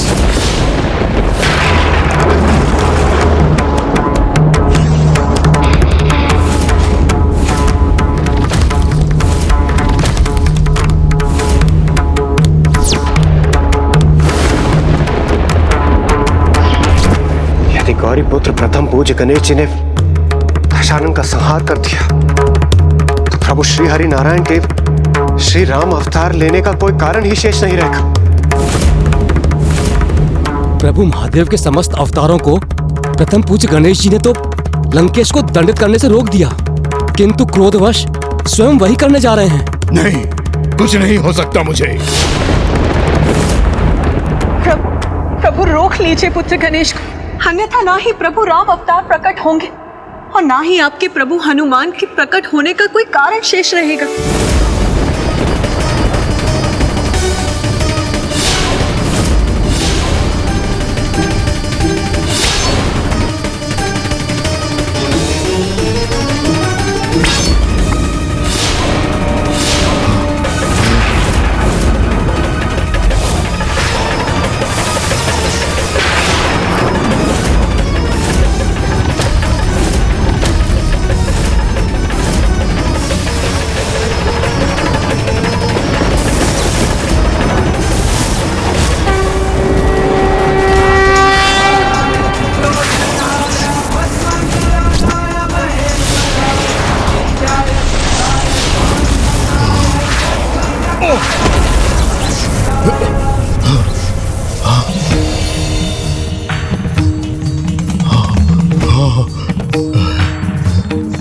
मुझे ज्ञात था मेरे प्रभु शिव शंकर शंभू अवश्य मेरी रक्षा करेंगे। पिताश्री ने अपने त्रिशूल से मेरे वार को क्यों निरस्त कर दिया?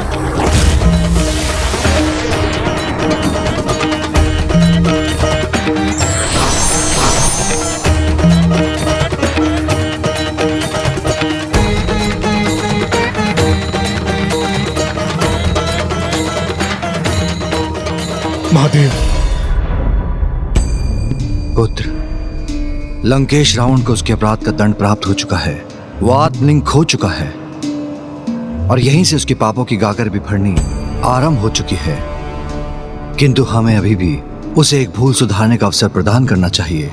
जैसी आपकी आज्ञा पिताश्री।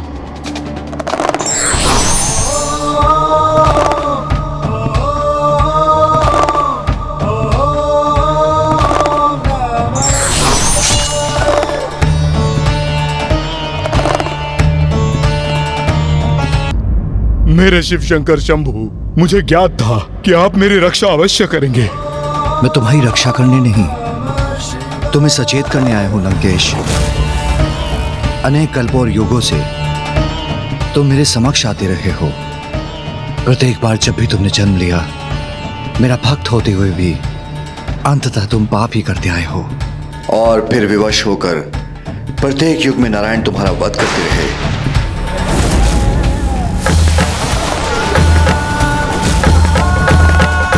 प्रत्येक जन्म में तुमसे एक ही आशा रही है कि इस जन्म में तुम अवश्य सुधर जाओगे, किंतु तुमने मुझे सदा निराश ही किया है लंकेश। प्रत्येक कल्पों और युग में ही नहीं, अपितु प्रत्येक ब्रह्मांडों में तुम इन्हीं भूलों को दोहराते हो और दंडित होते हो। धर्म अधर्म का भेद का ज्ञान होते हुए भी प्रत्येक रावण अधर्म ही करता है। मुझे क्षमा करें प्रभु, किंतु इस बार मैं अवश्य सुधर जाऊंगा। प्रभु, आपने यह अवसर प्रदान किया है मुझे, इसका लाभ अवश्य उठाऊंगा मैं।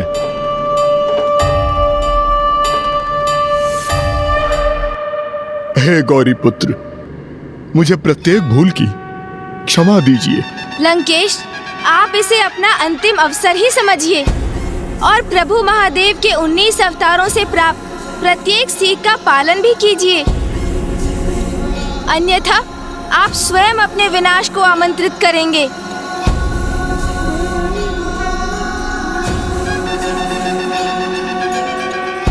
प्रभु, आपकी कृपा हेतु लंकेश रावण का कोटि कोटि धन्यवाद। आपसे क्षमा पाकर मैं धन्य हो गया प्रभु।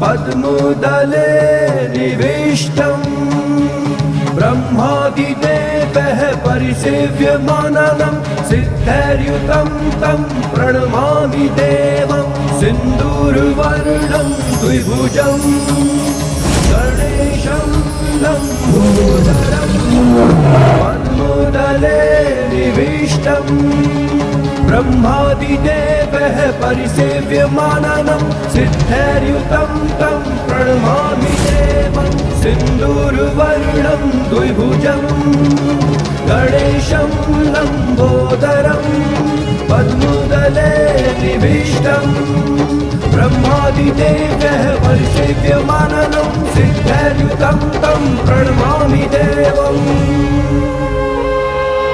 गौरीपुत्र प्रथम पूज्य गणेश जी की जय। गौरीपुत्र प्रथम पूज्य गणेश जी की जय। गौरीपुत्र प्रथम पूज्य गणेश जी की जय। विघ्नहर्ता प्रथम पूज्य गणेश जी की जय। भक्ति से प्रभु की आराधना करते तो आपको स्वतः ही भोलेनाथ का सानिध्य प्राप्त होता और स्वयं को सुरक्षित रखने हेतु और आपको प्रभु के आत्मलिंग की आवश्यकता ही नहीं होती। प्रभु के छठे अवतार थे प्रभु शरद, जिन्होंने ये सीख दी कि विजय प्राप्ति के उपरांत अहंकार के वश में आकर स्वयं पर नियंत्रण नहीं खोना चाहिए। किंतु आपने तो प्रभु के आत्मलिंग को प्राप्त करने पर भी अपने अहंकार से मुक्त नहीं हुए और प्रभु महादेव से कैलाश का ही त्याग करवाने का संकल्प ले लिया। तो मैंने क्या बुरा किया गौरी पुत्र?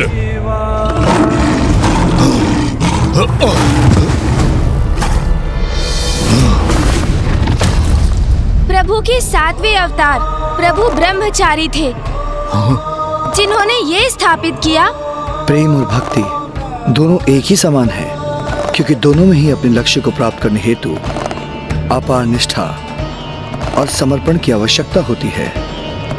किंतु आपने भक्त के कर्तव्य से भटककर स्वार्थवश उनके आत्मलिंग को लंका ले जाने का प्रयास किया। मैं प्रभु के आत्मलिंग का क्यों त्याग करता? मेरा अधिकार था उन पर।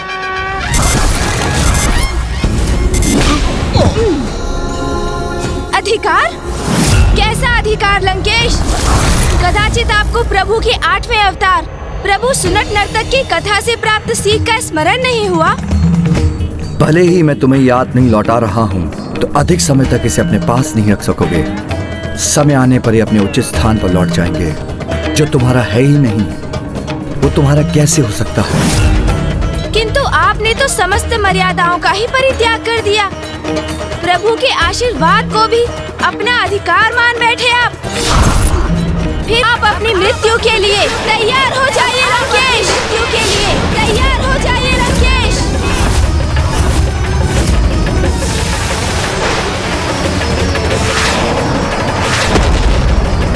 लंकेश, आप इसे अपना अंतिम अवसर ही समझिए, अन्यथा आप स्वयं अपने विनाश को आमंत्रित करेंगे। मुझे क्षमा करें प्रभु, किंतु इस बार मैं अवश्य सुधर जाऊंगा। जिस अनिष्ट का हम सबको डर था, वही होने जा रहा है।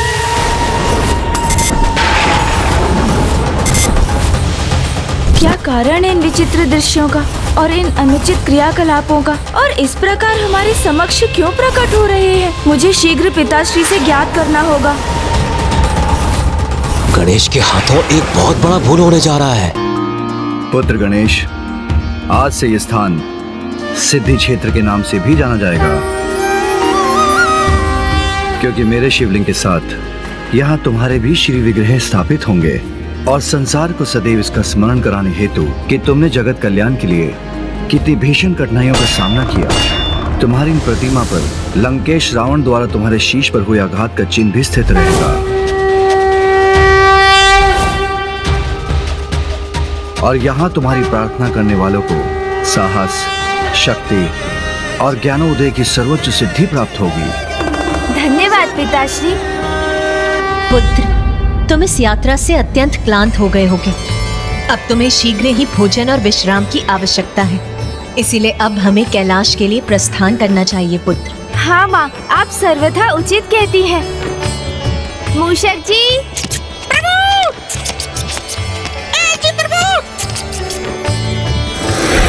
हे महादेव, अब हमें भी प्रस्थान करने की अनुमति दीजिए। मूषक जी, आज तो तीव्र गति से आगे बढ़िएगा, क्योंकि अब मैं कैलाश पहुंचने में तनिक भी विलंब नहीं करना चाहता हूँ। पार्वती के मन में उमड़ी ममता, माँ की गोद में आए विघन हरता। लड्डू, वो भी माँ के हाथों का। लो पुत्र शीघ्र ग्रहण कर लो। इतने समय से तुमने कुछ भी नहीं खाया है पुत्र। लो, इसीलिए मैं तुम्हारे लिए ये लड्डू ले आई हूँ। तो इसे आप ही मुझे खिला दीजिए ना माँ।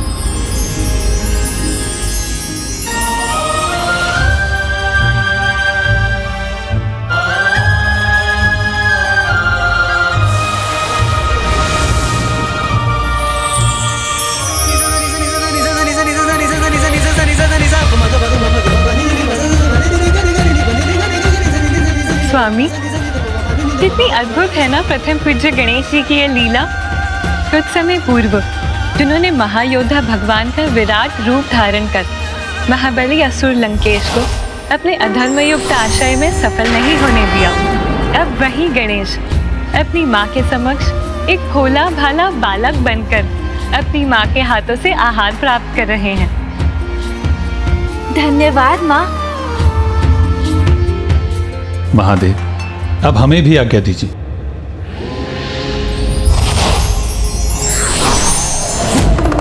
नंदी जी, आप प्रस्थान कीजिए। मूषक जी, अब आप भी चलिए। जी प्रभु।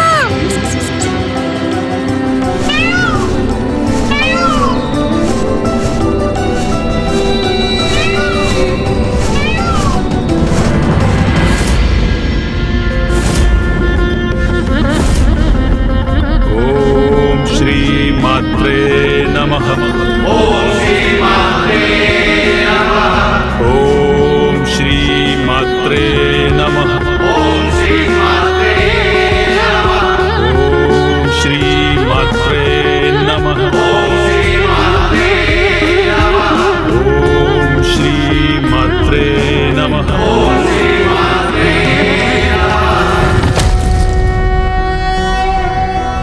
ज्ञानानंदमयं देवं निर्मलस्फटिकाकृतिम् आधारं सर्वविद्यानां हयग्रीवम् उपास्महे। अर्थात हम अभिवादन करते हैं माता पराशक्ति का, जो माताओं की भी माता है, जिनका स्थान सर्वोच्च, जिनकी सृजन शक्ति से समस्त ब्रह्मांड गतिमान है। इस मंत्र के उच्चारण से हम उन्हीं माता अर्थात जगत की ममतामयी नारी शक्ति से सीधा संपर्क साधते हैं। इसलिए मेरे प्रिय शिष्यों, अब माता के लाल वर्ण को मन में धारण कर पूर्ण निष्ठा से माता के इस मंत्र का जाप करो, ताकि यही मंत्र हमें माता पराशक्ति की संपूर्ण रचना से एकीकार करेगा। ओम श्री मात्रे नमः।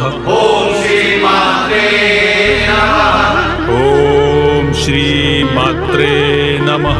ओम श्री मात्रे नमः। ओम श्री मात्रे नमः। ओम श्री मात्रे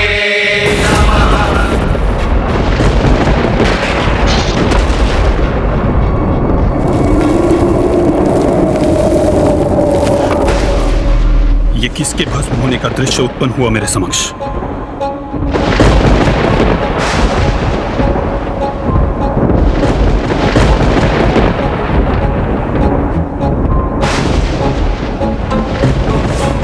हे गुरु हैग्रीव, ये कैसा भयंकर दृश्य था?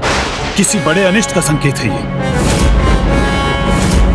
किंतु हमारा मंत्र जाप कदापि नहीं रोकना चाहिए। ओम श्री मात्रे नमः। ओम श्री मात्रे नमः। ओम श्री मात्रे नमः। ओम श्री मात्रे नमः। नहीं, इतना बड़ा अनर्थ, सृष्टि पर इतना बड़ा महासंकट, ये कैसे संभव है? क्या हुआ गुरुवर? ये किस प्रकार के संकट का संकेत है? सृष्टि कैसे अनिष्ट का सामना करने जा रही है? भंडासुर, भंडासुर, भंडासुर।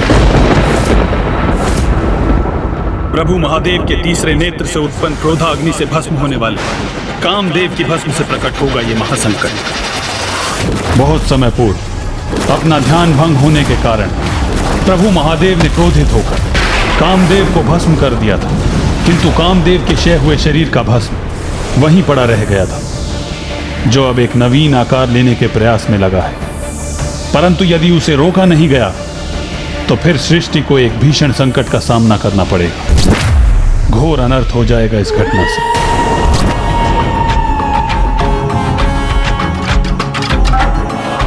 तथास्तु। तुम 60 सहस्त्र वर्षों तक कई ब्रह्मांड पर एक छत्र राज करोगे।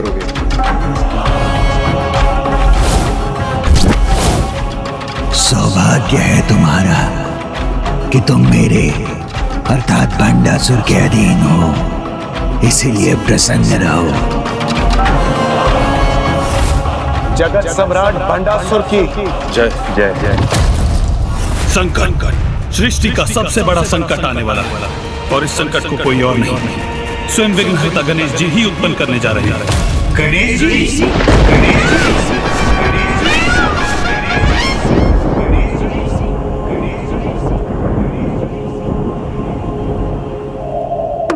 हे प्रभु, हे सदाशिव, वैसे तो आप हमारी पुत्री की पति है, हमारे जमाता है, किंतु फिर भी हमें आपके दर्शन का सुख प्राप्त नहीं हो रहा है।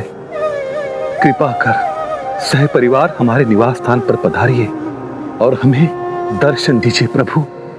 कृपा कीजिए, हमें दर्शन दीजिए प्रभु, दर्शन दीजिए। कृपा करके हमारी विनती स्वीकार कर हमारे निवास स्थान पधार, हमें सेवा का अवसर दीजिए प्रभु, हमें सेवा का अवसर दीजिए प्रभु। मुझे माता पिता से भेंट करने की बड़ी प्रबल इच्छा हो रही है और उनका निवास स्थान तो अत्यंत निकट है।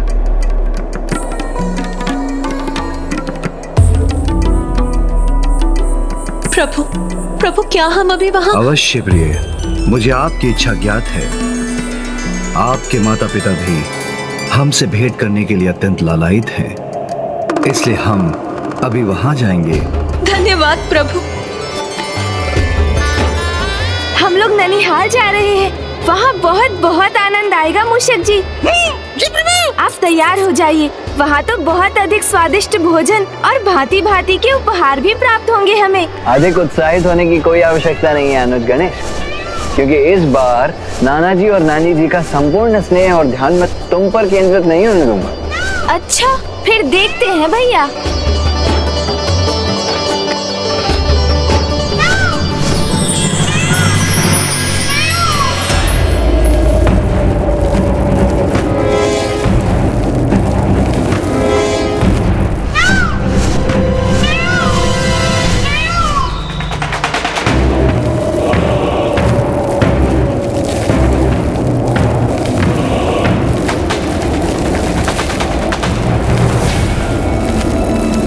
इस अनिष्टकारी घटना का पूर्व संकेत माता पराशक्ति ने मुझे उन दृश्यों के माध्यम से दिया था, वही सत्य होता प्रतीत हो रहा है मुझे।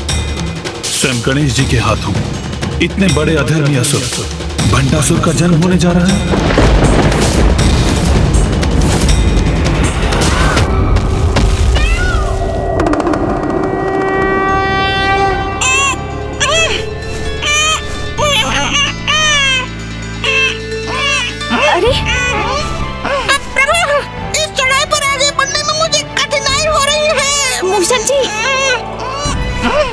शीघ्रता करो अनुज, अन्यथा यदि मैं तुमसे पूर्व नाना जी और नानी जी के पास पहुंच गया ना तो उनका सारा प्रेम मुझी पर उमड़ जाएगा। अरे सभी आगे बढ़ रहे हैं। मैं अपनी गति में वृद्धि करने का प्रयास करता हूँ। शीघ्रता कीजिए मूषक जी।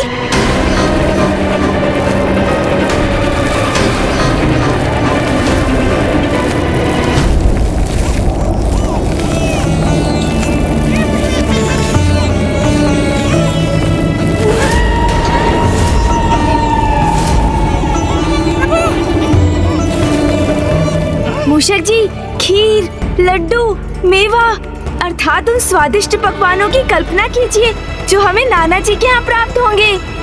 इसलिए अपनी गति में वृद्धि कीजिए मूषक जी। आनंद आएगा फिर तो।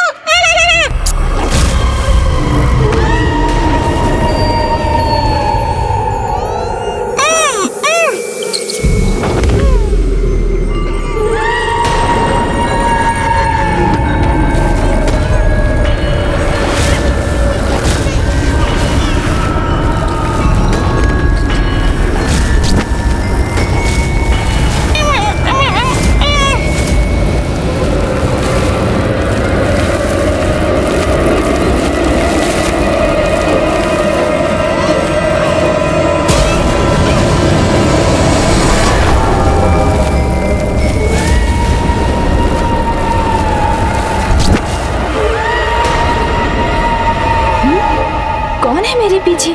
ये किसका आभास हुआ मुझे?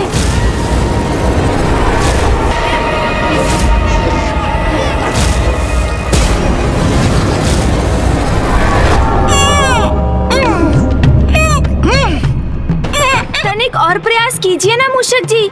वहाँ पहुँचकर स्वादिष्ट भोजन से अत्यधिक ऊर्जा प्राप्त होगी आपको। प्रभु, उससे अधिक ऊर्जा का प्रयोग तो वहाँ पहुँचने में हो जाएगा। अच्छा तो रुकिए, मैं आपको अपने भार से मुक्त कर आपके साथ चलता हूँ। कदाचित हम इस प्रकार पूर्व में पहुँच जाएंगे। मूषक जी शीघ्रता कीजिए। चल तो रहा प्रभु।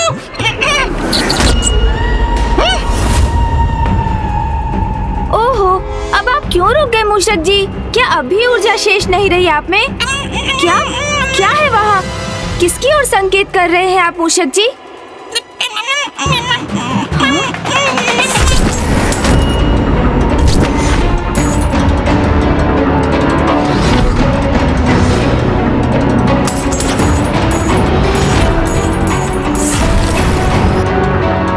ये नरकंकाल इन मुद्राओं को अपना आहार बनाने की चेष्टा क्यों कर रहा है?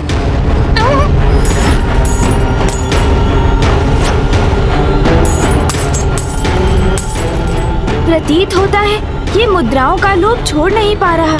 वो मुद्राएं खाना चाहता है जिन्हें इसका शरीर अपने भीतर रख भी नहीं सकता।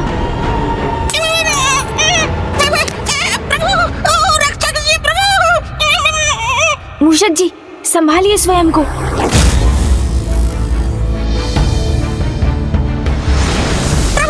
शीघ्र चलिए इस विचित्र और भयंकर स्थान से।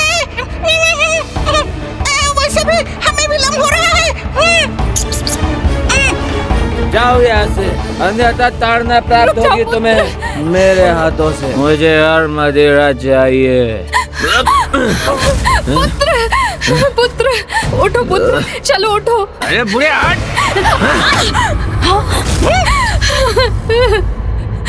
मैंने कहा ना, मेरे निकट मत आना बुढ़िया, मत आना निकट मेरे। कैसा दृश्य है ये? पुत्र माँ पर अत्याचार कर रहा है एवं माँ पुत्र के अवगुणों की उपेक्षा करके अभी भी उसकी सुरक्षा के प्रति चिंतित है। इस माँ को समझना होगा, ममता आवश्यकता से अधिक हो तो वो भी पुत्र के लिए विष समान हो जाती है।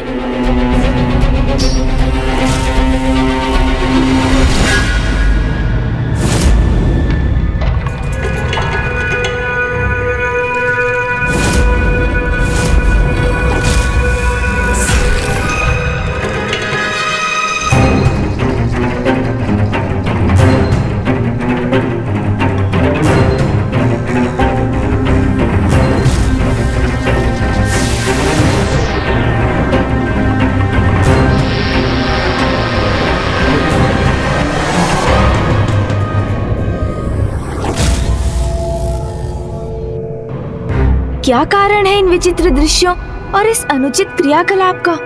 और ये रहस्यमयी पुरुष कौन है जो से कुछ विचित्र सा आभास हो रहा है? तत्काल पिताश्री से जाकर पूछना होगा इस विषय में। चलिए।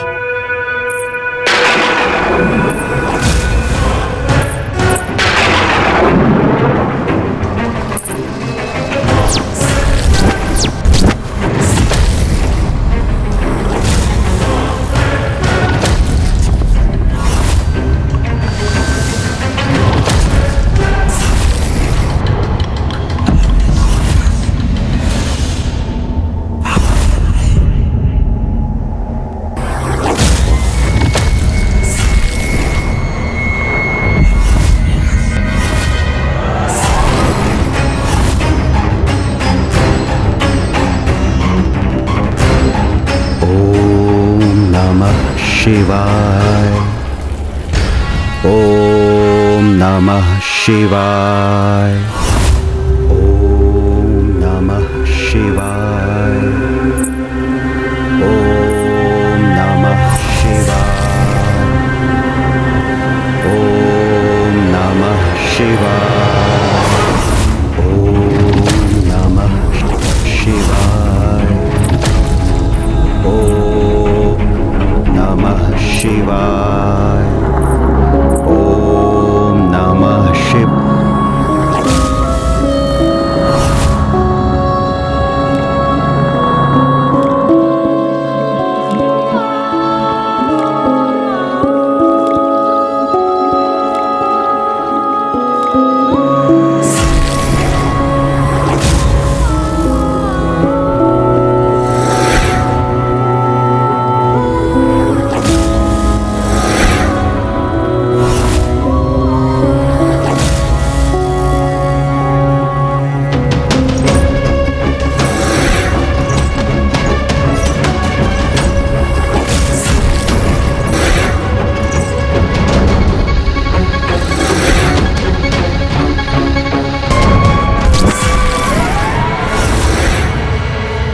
इन्होंने तो अपनी माया के वश में कर लिया इस ब्राह्मण को। अरे ये कहाँ अदृश्य हो गए?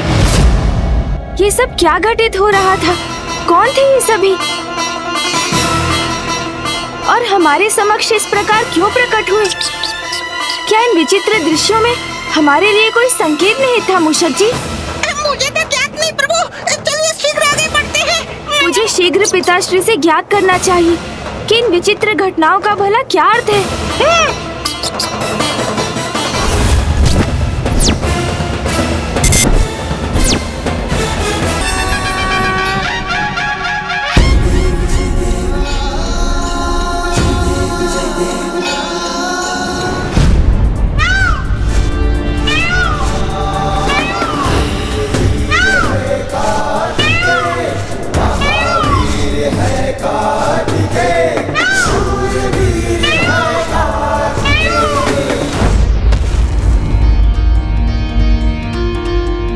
बधाई हो अनुज गणेश, तुमने लंकेश रावण को पिताश्री के आत्मलिंग के साथ लंका पहुंचने में सफल होने नहीं दिया।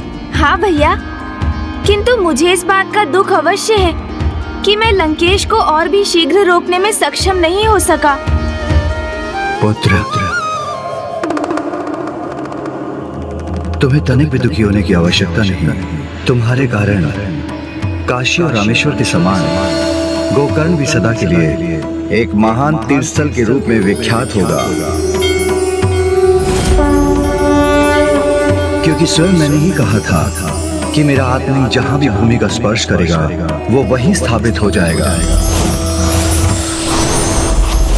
इसीलिए तो अपनी अपार शक्ति से समस्त कैलाश को उठा लेने में समर्थ लंकेश आत्मलिंग को अपने स्थान से डिगा तक नहीं सके। और जब महाबली रावण भी महाबला महादेव के आत्मलिंग को नहीं डिगा सके, इसलिए आज से इन्हें महाबलेश्वर महादेव के नाम से पुकारा जाएगा। और जो भी भक्त यहाँ गोकर्ण में सत्य निष्ठा भाव से पूजन करेंगे, उन्हें जीवन में कठिनाइयों से जूझने के लिए महाबल प्राप्त होगा। उनकी समस्त मनोकामनाएं पूर्ण होंगी, संकटों और पापों से उन्हें मुक्ति प्राप्त होगी और इस स्थान को मुक्ति स्थल भी कहा जाएगा।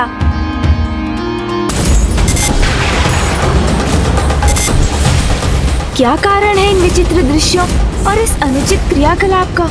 और हमारे समक्ष इस प्रकार क्यों प्रकट हुए? मुझे शीघ्र पिताश्री से ज्ञात करना चाहिए। कौन थे ये सभी और हमारे समक्ष इस प्रकार क्यों प्रकट हुए? मुझे शीघ्र पिताश्री से ज्ञात करना चाहिए।